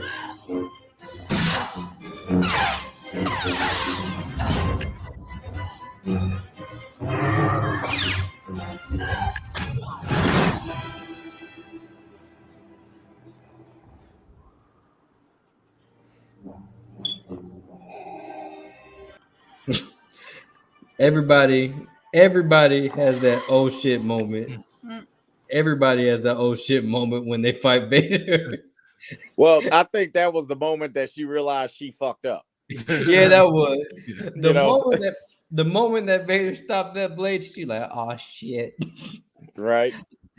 Vader, I was just playing, man. Look, we still got to get Kenobi. No. Okay, I guess I'm about to get my ass beat there. But yeah, man, that was one of my favorite scenes. To be honest, every scene with Vader was my favorite scene in this show. Yeah, because he came off ruthless, intimidating, and just an asshole. Like that. Oh that, yeah. That fight, he could have easily ended. He said, "I'm about to have my fun." Mhm. Now let's talk about the thing. I think one of us called it in the first, like when Ryan was on here first, but I think we all kind of figured she was going to be one of the younglings because there was a reason why they showed the massacre of all those younglings. Yeah. And come to find out, she was one of the younglings. I like predictable, but I guess it's better than her being a love interest of Obi-Wan. Hey, you never know. There's still a season 2 to potentially, so that can always happen. Wait, they're doing I thought this was only going to be. They're teasing it. Like I don't think that anything's been announced, but they've kind of said, "Oh, we'll do a season 2 if the fans want it." But like that's always a possibility. An old flame, by the way. Well, you know what though? We all need to thank James Earl Jones for living this long. Yeah. Nobody else could do Darth Vader. I know, right? him. Yeah, man. He's so good. I mean, it's amazing that he's still able to do it, that he still wants to do it. Because like nobody can replicate that. But yeah, man. But that last episode, it finally culminated in the big battle between Anakin, Darth Vader and Obi-Wan. And it was like, this was the episode where Obi-Wan, he finally was able to let go of that's not Anakin no more. Like, Anakin's dead. It's just Vader. And I don't know about y'all, but in that 5th and 6th episode, even though Hayden Christensen clearly looked older than he would have been in the series, like in between the second and third movie, to me, I thought that him being older worked. I feel like it worked for me. Like I was telling people, Hayden Christensen, he's not bad. He just, everybody in those Star Wars films, they were just they just were given bad dialogue and they just seemed bad. Like, come on, Natalie Portman was made to seem bad, and Natalie Portman got an Oscar. Right. So I'm glad that Hayden Christensen got to redeem himself as Anakin. That final fight between them, I was loving it. I was loving it because it was Obi-Wan coming to terms with, I gotta let go, because if I don't let go, I'm gonna let fear take over, and more people's gonna die. More like Leia's gonna die, then Luke's gonna die, then the galaxy is gonna lose hope at that point, because ain't no more Jedis at that point. Well, I would say that, but then Star Wars is retconned where there's like about 5 different Jedis roaming around this time. But yeah, man, I really enjoyed this episode. Shout out to O'Shea Jackson, Ice Cube's son. Oh, he was in there? Yeah, he was actually one of the few small roles that he actually, even though he had cheesy dialogue, he was actually able to deliver it to where it seemed manageable. Yeah. Because everybody else, they just gave cheesy dialogue to what's that dude's name from Eternals? I forgot his name. But the Indian dude. Kumail Nanjiani. Yeah, Kumail Nanjiani. To be honest, he was just there because of his name, because he legit served no purpose to the story. Yeah, he really didn't do shit. But yeah, man, like, I'm glad that this series came about. Like I said, my only blemish of this series is that 4th episode. That 4th episode is a fuck you. Like, as a whole, I'll give this like a high store-bought, borderline buttery, because like I said, it's still Star Wars problems in there that I have problems with. It's not to the height of the Mandalorian, but it's leagues better than Mando Fett. That shit just trash. But yeah, I'm gonna just give this a high store-bought. It wrapped up the story pretty well. They redeemed Vader completely. Some of the all the lightsaber fights were cool, which is what I've missed in these live actions. Yeah. My downfall, like the downside, is the bad dialogue, acting, and those Inquisitors are one note. And I'm not gonna lie, when they brought back the Grand Inquisitor, the look on her face, like, why the hell he's still alive? Like, man, and then he was just giving the speech. He like, I forgot what he said, but she had a look on her face like, man, just kill me. I don't want to hear this motherfucker talk. Just kill me. But yeah, man, like yeah, the Inquisitors and Reva, their characters weren't really that strong, but I still enjoyed it. And Disney, yeah, go ahead and put the actor for Reva in more shows to piss off these weird ass Star Wars fans. That's why I'm glad she was alive at the very end, so that way they can possibly put her in more shit. Yeah.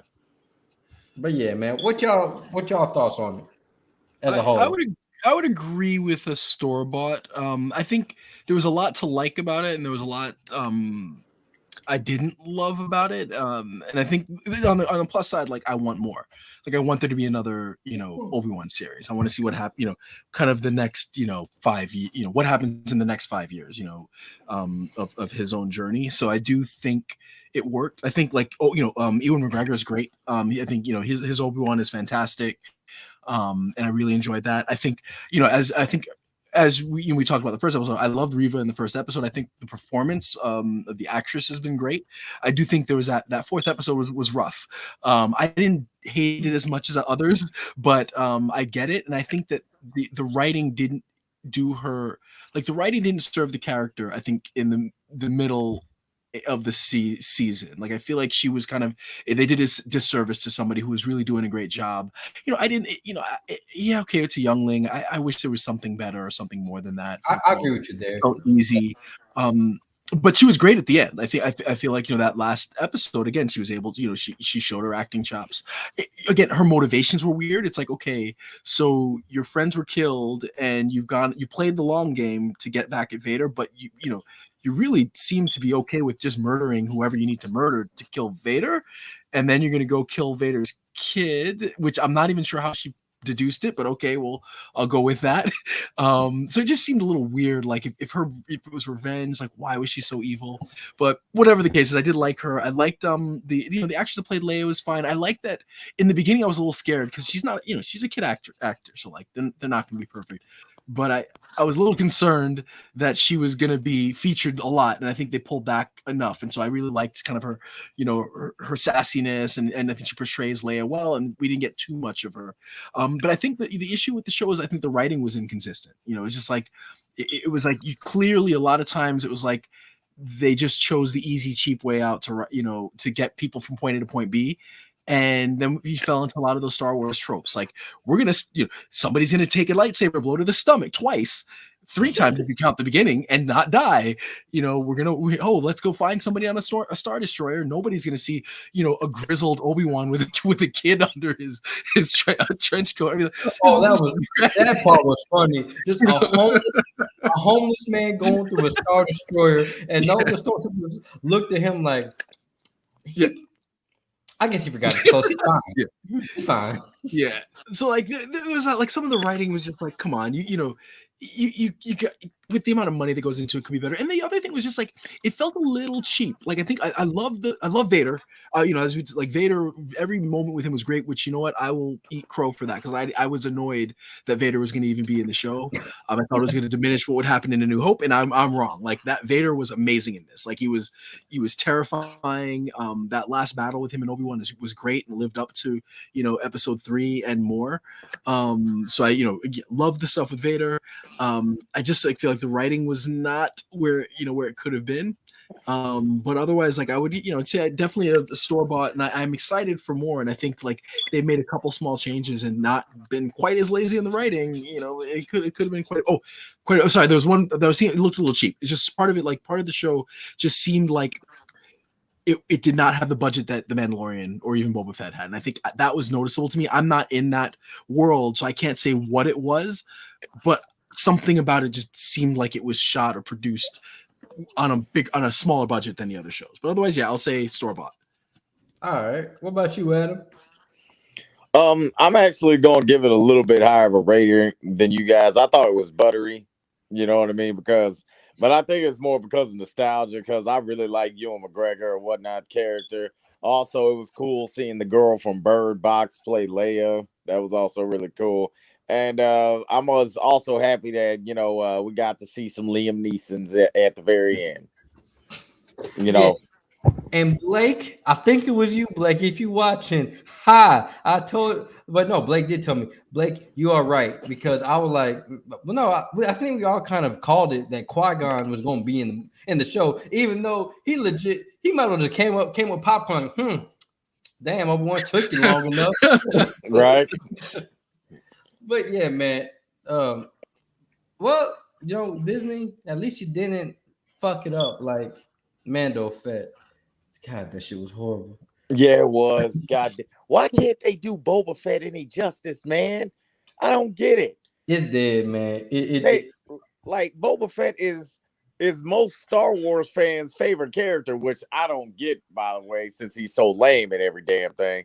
But hey, but yeah, man. But also back to what Ryan was saying. Yeah, I was trying to cut it short because like we short for time. But all the things that you mentioned about the plot holes and the things that made no sense, yeah, man. Like the whole thing with Obi-Wan on the Star Destroyer looking like a homeless person, and nobody stopping him. I'm like, and then that first episode, the slowest chase scene I've ever seen. They couldn't catch Leia with them little ass legs. Come on, no, it still's not slower than somehow the Power Rangers. Remember when they were chasing?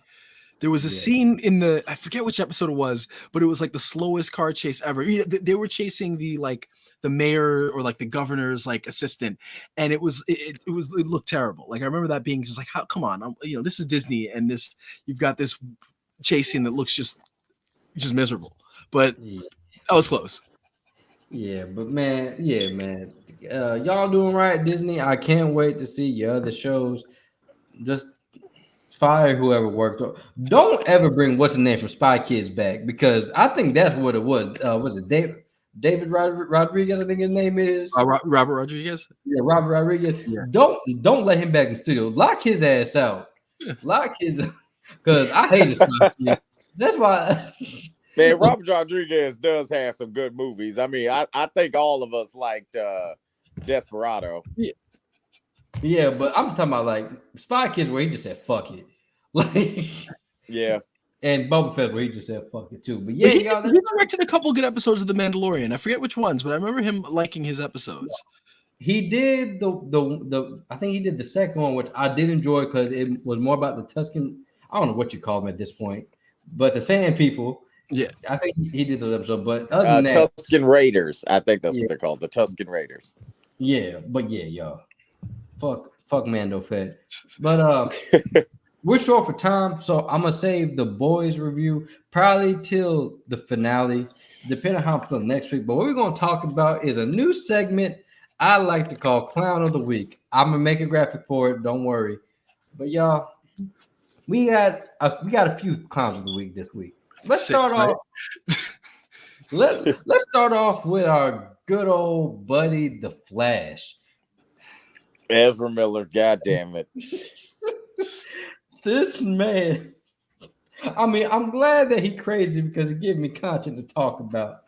But all this man, if y'all don't know that he's on the run as of right now, and he has an 18-year-old with him. And apparently the family is trying to get a court order or a restraining order on Ezra Miller, but I don't see how that works because you have to physically give him the restraining order first of all. So now let's just talk about this. Ooh, DC. I feel bad for the people that put their work, their mind, body, and soul into making the Flash. But at this point, I don't see how this movie can be released. I think I saw that they're gonna put it straight to the app. Even then, that's still like a hefty loss. I just like, oh my, like even though I say fuck DC all the time, I feel bad for the people that spent probably a good year of their life on this film, and just for this man to continuously fuck it up, like Disney, they probably like, man, please, Ezra. We get so close. Just don't do nothing else. Please don't do nothing else. He's one or two more controversies away from them just digitally like taking him out. You know, like maybe they'll get like Grant Gustin or they'll just find some new actor and they're just gonna that they're just giving him like the Kevin Spacey treatment where they took him out and put Christopher Plummer into like just digitally completely removed him. So that might be what happens. I feel like it's probably gonna hit that direction because man, Ezra, that man needs to be on some medication bad. Like some serious drugs, like some mood stabilizers, all of it. Cause damn, he's just wilding. Yeah, man, and it's just okay.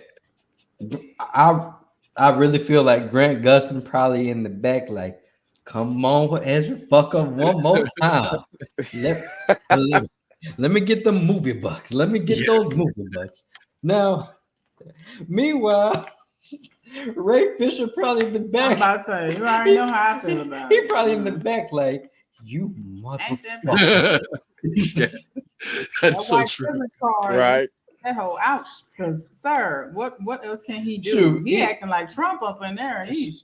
But like I said, this is just the fact. This man is screaming for help, but nobody's giving it to him. Is he screaming? Nah.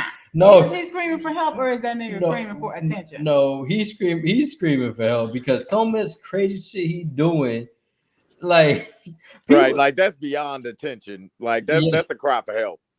Oh, but when Jesse did it, hold up, not you two. No, not you two. No, because see, y'all didn't play that mental health card for Jesse. He was a narcissist. Now we gonna call him what he is. This boy hold up, because I'm not gonna let you defend Mr. Fight the Fight I'm back. not defending nobody, but I'm saying on this platform, neither one of you mentioned nothing. Yeah, because we never really talked about Jesse.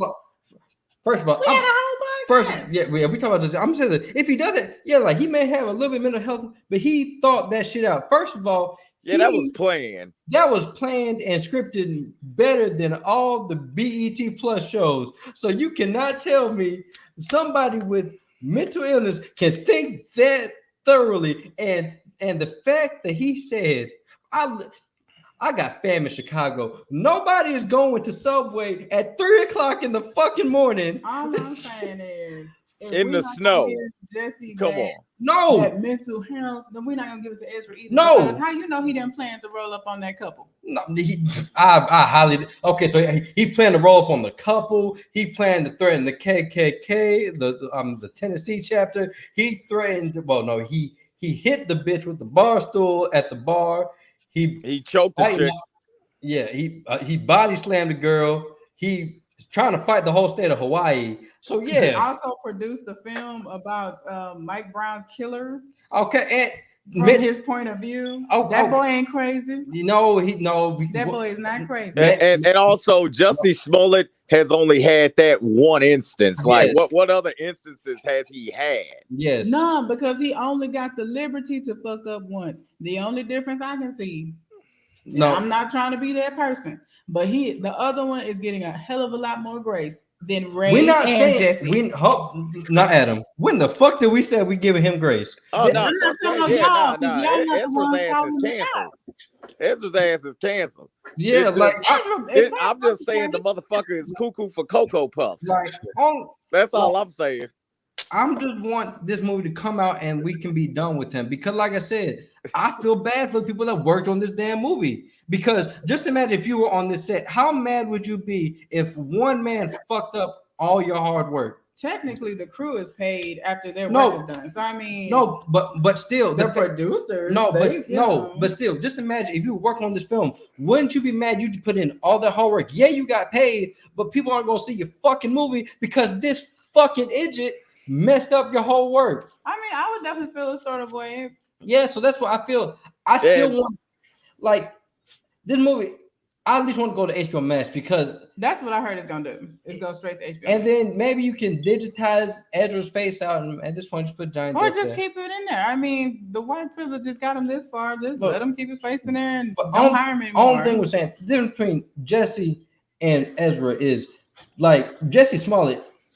that's craving for attention. The details he put in. Ryan, I need your input. You been too quiet over there, brother. and also, it's literally been stated that he did that so he could get more money from his Empire contract. Come on. Okay, Ryan. I will say this. Nothing about Jesse's situation, not to switch from Ezra to Jesse, seemed like something a sane person would do. Like, first of all, check the figures. He was making good money on Empire and was a reoccurring star on that show. He didn't need more clout from the show.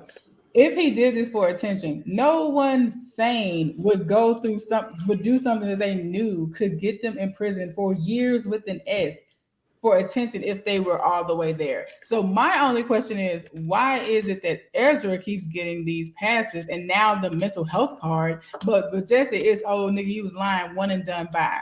First of all, I have always stated from the jump that Ezra has suffered from mental health. I've always said that Ezra Miller was fucking crazy. But Jesse, he just was a lying ass nigga. Yes. Yeah, he was. Goddamn. Look, okay, my peeps in Chicago, who the fuck goes to Subway at 3:00 in the fucking morning during winter?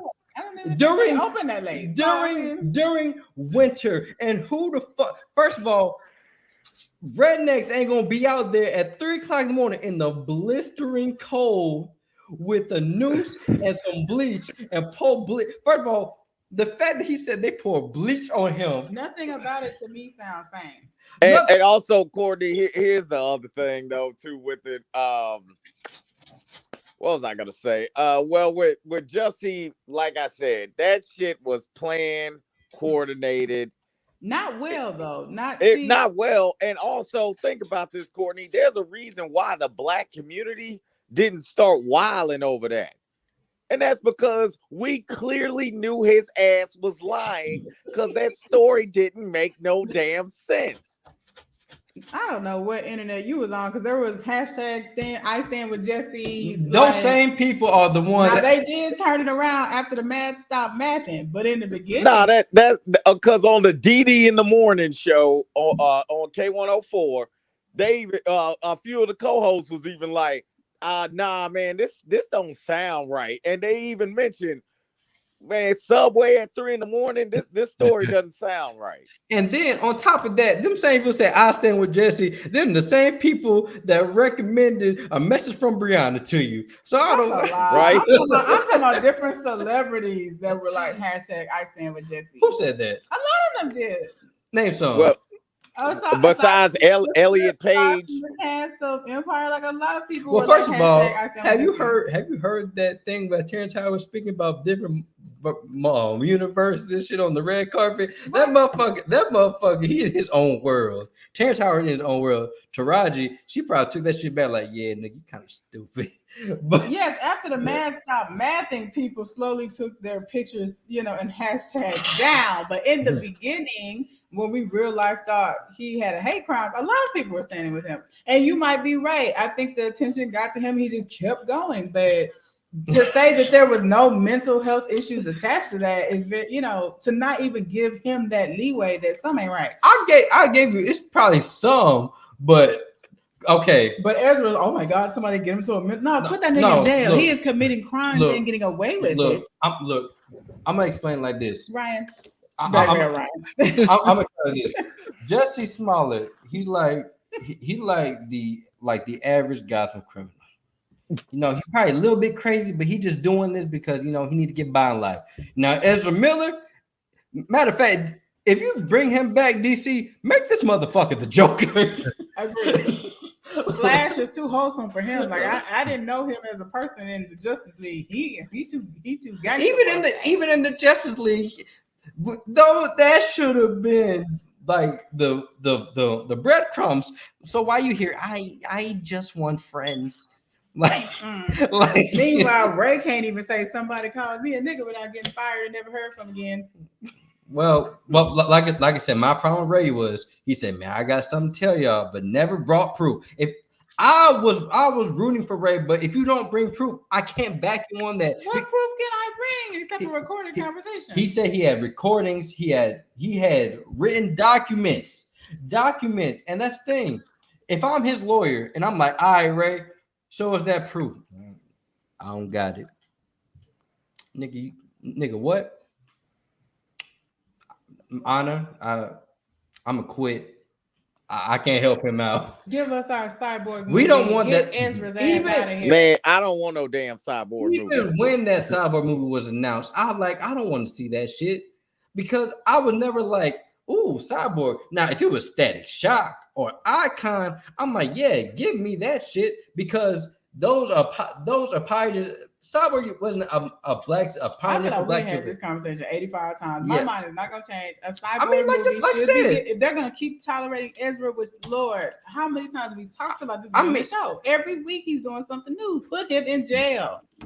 I mean, hey, yo, I agree he should be in jail. Yeah, no, I said like ain't nobody saying this dude should be punished. First of all, Corey, I'm not trying to get canceled, so we're not going to downplay mental health. We will not. You're right, and we're not going to use it to bypass. We're not bypassing. Look, we're not bypassing, but there's something clearly wrong with this motherfucker. Yeah, I don't give a fuck. You can go to jail, but you can still be mentally ill. He is mentally ill. The problem I have with fucking America is you let these crazy people go on about and not get them fuck help. That's why we get little fucking cheeseburger hands, man. Donald Trump in office, and that motherfucker is not right in the head. Oh, he gets the mental health pass too. No, he's fucking stupid. I want to use the other word. Ooh, you gonna make me use that other word that we got canceled.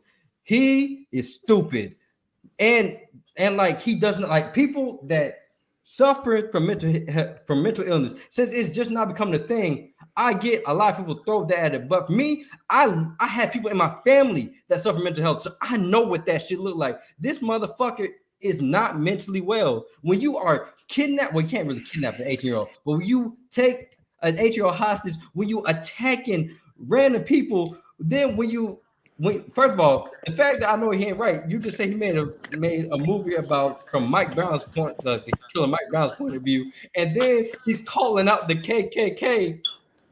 What same person gonna do that in the same breath? Right. I just want y'all to keep that energy with Jesse. Well, Ryan, what do you think about Ezra? Like, cause we've been kind of skipping over you. What do you think? I didn't call Ryan that 3 times. Y'all keep cutting it off. No, I think everybody's got valid points. I think that generally, the media tends to be quick to, for any black athlete or celebrity when they do something wrong. I think the media is quick to jump on them and push them aside, especially if you so then so that's part one, right? Like even Will Smith, like, totally think what he did was wrong. Do I think he should have, he should be he should have, like, well, it was interesting to see the media jump on somebody who previously was like, this is the black celebrity that we're going to hold to this. This is the standard that everybody should be. And then he does something wrong and quick. They were quick to like attack him. So I do think that generally the media is very quick to jump on a black, again, celebrity if they do anything wrong. And so there's not room to, for error. There's very little room for error, and especially in a situation with Jesse where it was like, I mean, completely ridiculous, insane. Like, I mean, then it became like comedy, where it is interesting. Like if you have a white leading man, or leading person, in this case, the media, like they're getting the benefit of the doubt that I think a lot of other, that if it was, Michael B. Jordan may not have gotten that kind of benefit of the doubt if he went into, that, if he went like that, did that.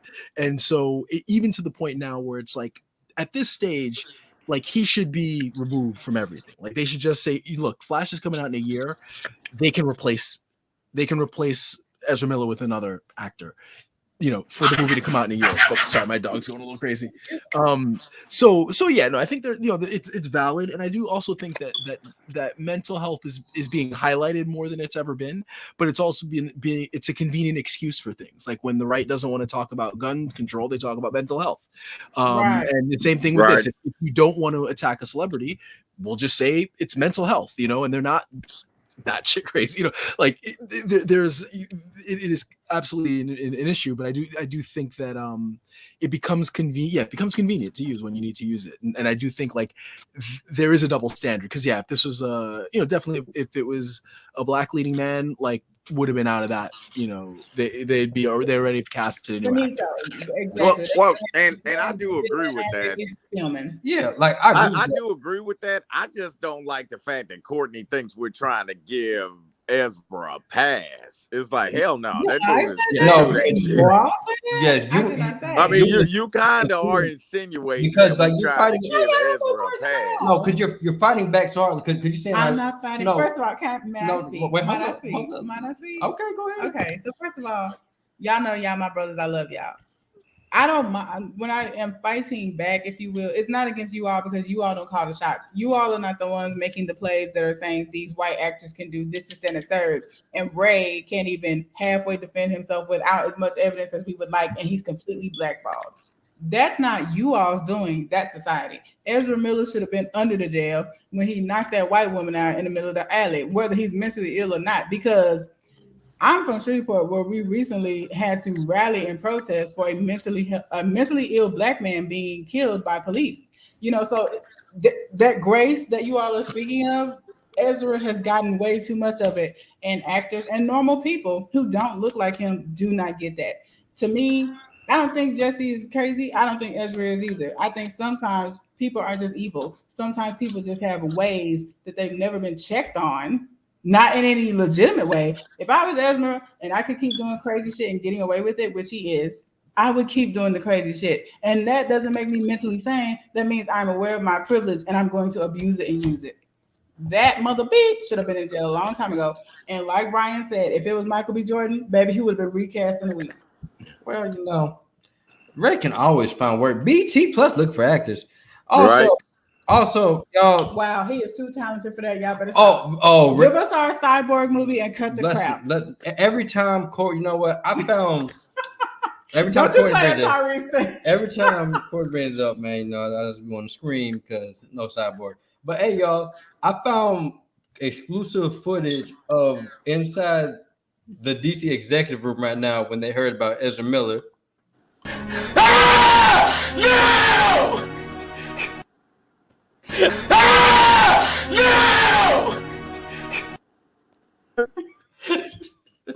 Probably what they doing is this.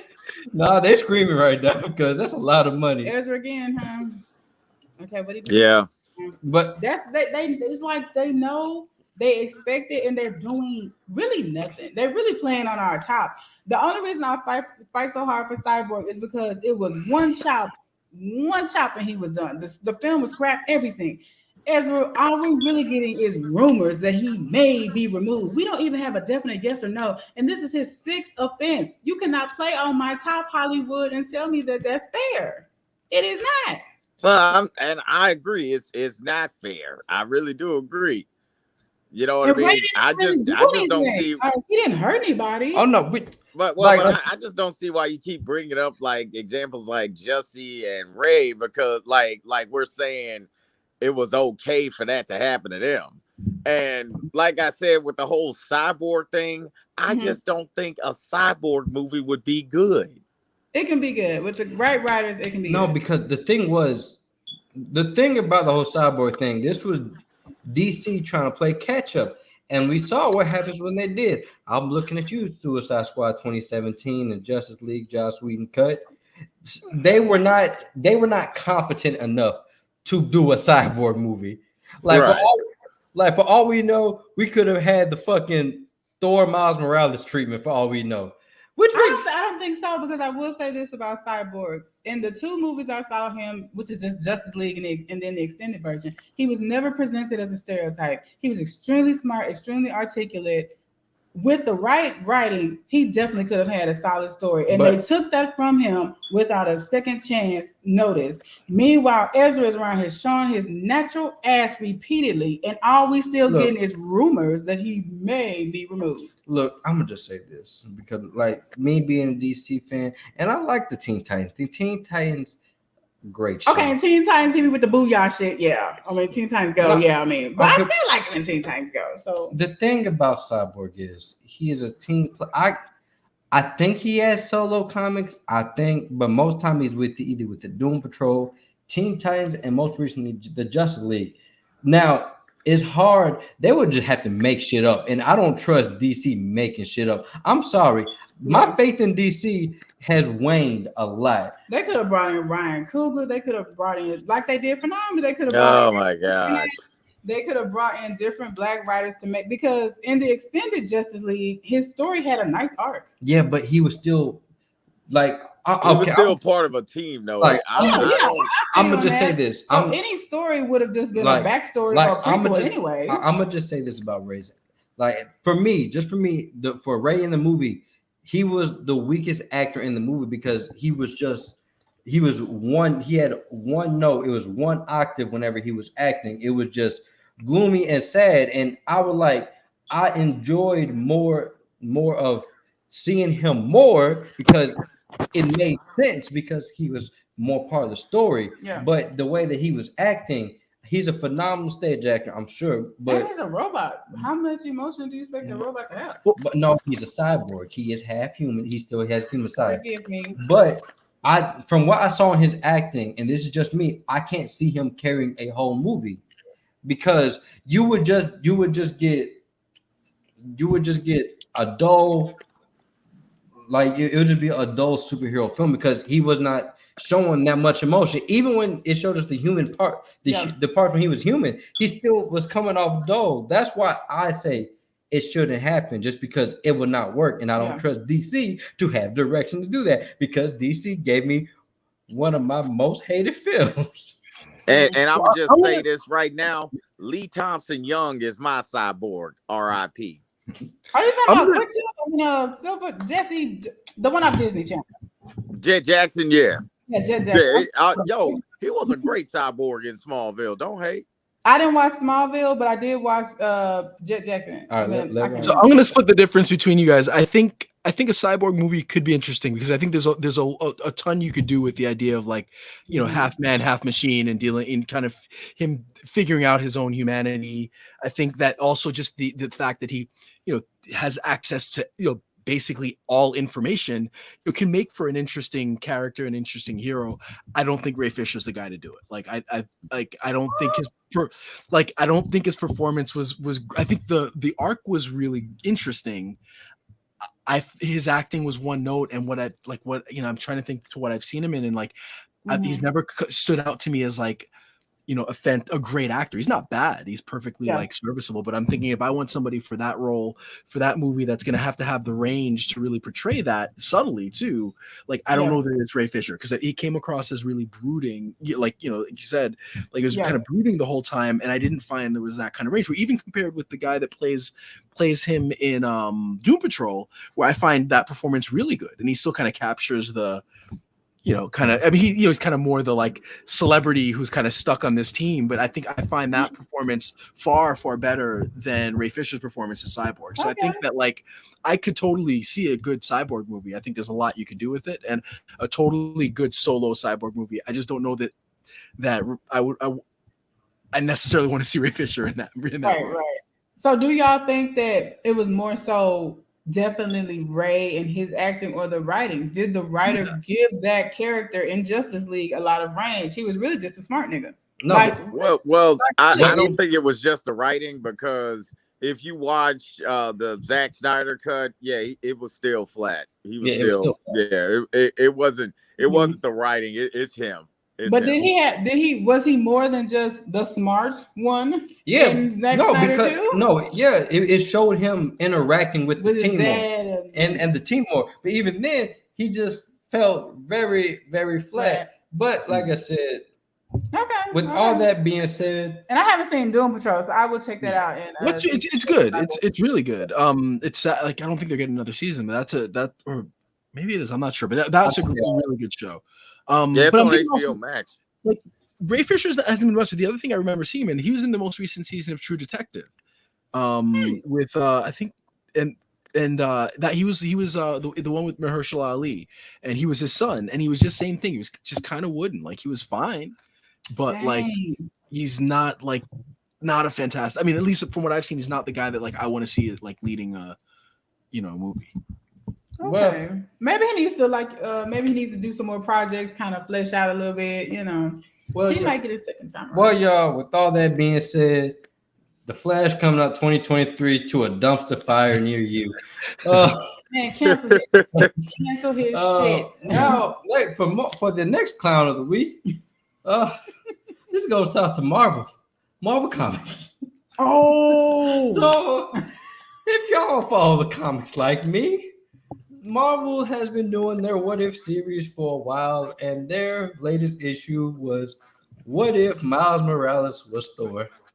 And which has potential. What? And now the idea was cool, Yeah. but a lot of people are up in arms for very good reason. Try the dialogue, child. And because a lot of things in that comic comes out as racially insensitive. First of all, Miles Morales, we all know that he's from Brooklyn. So he is Thor, and he's protecting over the 9 realms. Well, really Asgard. And one of the dialogue was like, out of all the 9 realms, Asgard is my hood. What? Oh, that was the line. Whatever he Asgard is my hood. Wow. And if y'all know about how it is like with the shoes over the power line, that's supposed to signify somebody like someone died. Yeah, somebody died, but they use it for decoration. And there's graffiti all over Mjolnir. And every time he uses the hammer, he says it's no. Wow. God damn. Are you serious? Was it a black? It couldn't have been a Black Rider, right? No, not at all. That was someone Jewish. I thought he was Latino. Okay, that was fucked up. But I'm sorry. Yeah, he's I'm sorry. He's a Latino writer. Now I'm gonna explain both sides. I'm gonna explain how wrong and racially. And it could have been good. That's what's whack, is it could have been good. But the thing is, I love the What If series. But for one, Miles Morales in recent years, he has not been handled that well in comics.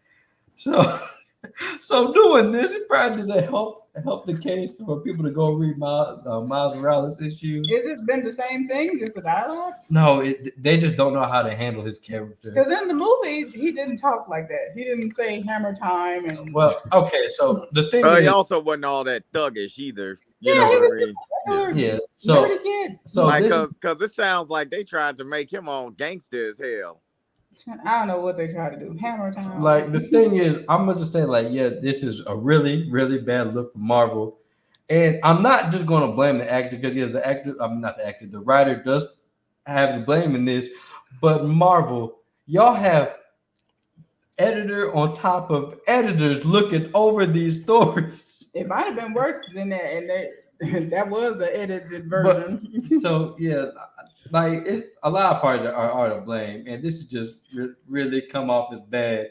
Now I'm gonna do what a lot of people not doing. I'm also going to go over to his side because he is truly like he's feeling like people close to him, like a podcaster I know. He talked to him. He just said he was looking like, man, what the fuck you doing? And the dude was even like, he was just so shooken up because he was like, I don't know. Like, so he's been apologizing. He issued an apology, but I didn't read it. No, but he's been doing more. Comments, he doubled down No. in the apology. No, he's been trying to do everything he can. Like, he's been trying to like find other ways to I guess what's the word? Not reconcile. what's it? Make amends? Yeah, make amends for what he did. Like he's really trying. I think he was even talking about stepping down at one point just because. Well, do that. Go ahead and do that. But my thing is, I'm not going to attack him. I'm not going to attack him because we all have did things that show our prejudices. We all did it, and I can say for myself, I definitely did it.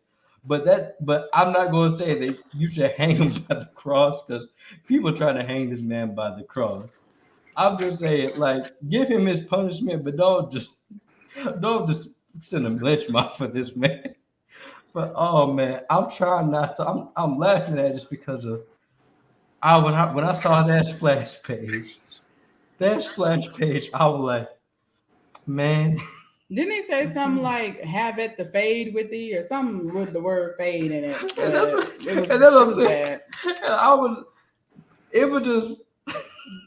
It was more funny to me than the physical. Like, bro, even somebody racist wouldn't say shit like that. It was just trying too hard, and it's like, where are the writers of the movie? Because they did fine. Like, well, like I said, this is a what if story, so technically it's not canon. So. Yeah, man, fire his ass. Well, like you said, I mean, that's why. Like, if you have a character who's like black and Puerto Rican, maybe have a black Puerto Rican like write that character. They're gonna, someone Afro Latino. Yeah, exactly. He got half. Yeah.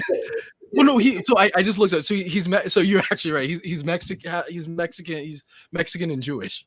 So get his ass you think that? Okay, I'm not going to say. Shit, he was Jewish. Shit, I feel terrible now. I read that. I was like, oh, wow. You're right. I'm not going to say. I called it though. How did that come about, Lord? I'm not going to say get him out there. I say let him take a leave because, like I said, I really don't feel like he came like after seeing like what I thought he was just saying nigga the whole throughout the comic, but after might as well threw that in there. It was more naivety than being racist. Like that's what I got from actually reading the what if story. It's more naivete. Well, how the fuck said that word? It was naivety. It was more of that than just blatant racism. Because now, if you would have had Miles Morales flying on Mjolnir, with the do-rag on eating a bucket of chicken, then that's different.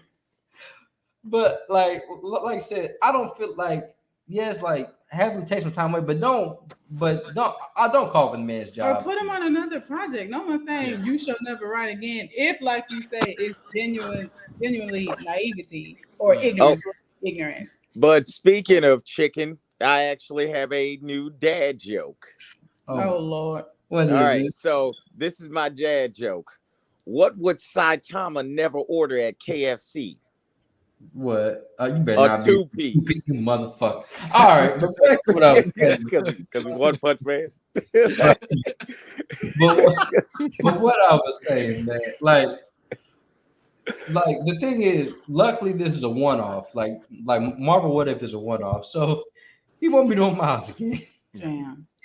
But like I said, just have him take. Like I never want to call for anybody's job, especially like him. I can see what he was trying to do, but boy, you felt horrible. Yeah.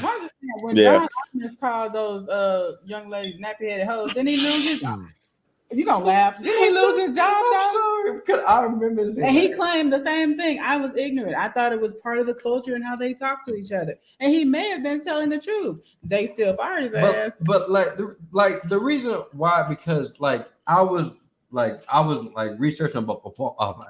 researching up on all of this, and people that he know that they as black as us, they would have been mad. So they were mad as hell at him.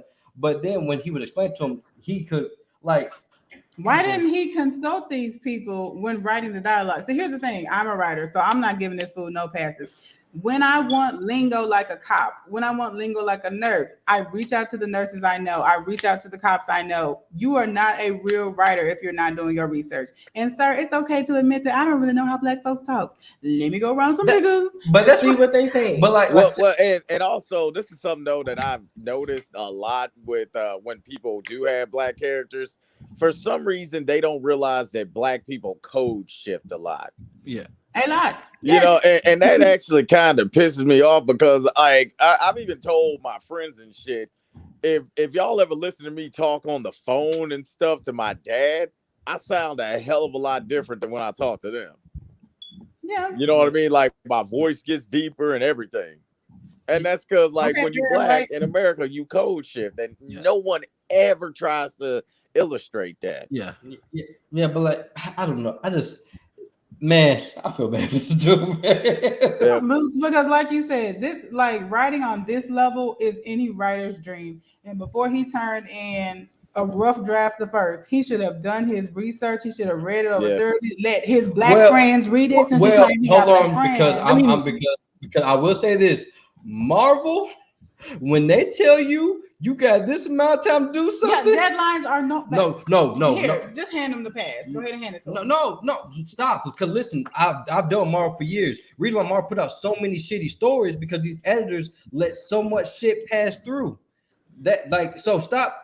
For everybody that's blaming this man, look at Marvel. They have tons and tons of editors on these projects. Agreed. I'm not giving him a pass, but for people that be putting all of it on him, first of all, half you motherfuckers can't write shit in the first place, and y'all got to realize Marvel plays a big part in this. So instead of throwing all your shots at Marvel, put some of them towards Marvel's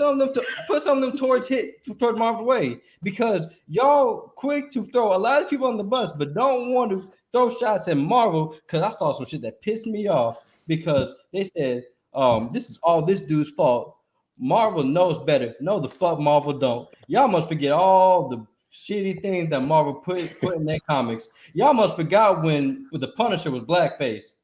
Y'all forgot about that, right? Hopefully they have evolved since then. I think I get what they're saying. If this is what Marvel has been doing for 70 plus or however long, surely we are not making the same mistakes we were in 1978. There have been, Adam, how many times have we seen grown ass men have predatory relationships with kids in the comics? Y'all remember when Wolverine was in Spider-Man's body and was fondling Mary Jane?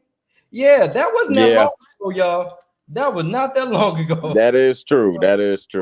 Hold Marvel to a higher standard, but also, like you said, he is a writer on a professional level, and point blank period, like, get it together, sir. He should have done better. I'm not saying he should. I think he should get some blame, but not all blame, because Marvel has tons of editors on their shit. You know, guys, I'm not gonna lie, I do have to head out. Well, all right. Well, we're gonna last clown of the week, just before you head out, let's go ahead and talk about oh man, this versus. Now, this is my first ever versus watching. This will be my last versus watching. Wow. This versus was just Marion and Mario talking shit to each other. Then it was Pleasure P and Ray J. No, Pleasure P and Ray J talk. Well, no, it was Pleasure P and Ray J talk shit to each other. 2 hours for that undercard. That was too damn long. 4 hour long fucking show. And then the whole time, Ray J making the fool himself by not hitting the notes in One Wish. Omarion voice cracking and eating water. He was eating watermelon on stage, simulating eating vagina. It was a mess. Damn. It was a mess. And yeah, y'all. So that's the last clown of the week. But yeah, man, we went over more than I wanted to. God damn it. Well, before we get up out of here, Ryan, where can the people find you at, man? You can find me at the Cynic Radio podcast. So that's the weekly podcast. We've got we're gonna be talking about Obi-Wan tomorrow. And then you can find me on Instagram at the Jimwits is where you can find me there. Where I got some stuff coming up soon. That's pretty cool. So once that's up, you can find it up on the Jimwits on Instagram. All right, Adam, where can we find you at? Well, you can always find me on Facebook under Adam Sampson. I'll be the guy in the all-might suit. Also, I'm probably gonna start up in November a Facebook page called Cosplay Muscle. All right. Courtney, where can we find you at? You can visit my website, www.CourtneyLyricPresents.com, or also you can follow me on YouTube at Courtney Lyric Presents or on TikTok at the same thing, Courtney Lyric Presents. Also, I have a blog, www.thebingebabe.blog, where I discuss movie reviews and stuff like that as well. And y'all know you find me. You can find me here on any other social media platform. Just type in Bring the Popcorn. But before that, I also wanted to show y'all this. We got merchandise. Look at that nice old black t-shirt with the classic logo. And look what we got, y'all. We also got coffee mugs, just so everything can taste so much better. But don't hold me to that because I don't want to be sued. Got face masks, in case you want to stay COVID free, because half the country forgot that shit's still around. We got laptop cases, hoodies, not book bags, notebooks, etc. But y'all, that's been another fun episode. I said 1:30, but god damn it. But just remember, y'all, we always come to the reviews. Just remember to always bring the popcorn. Peace. All right, y'all, we up out of here.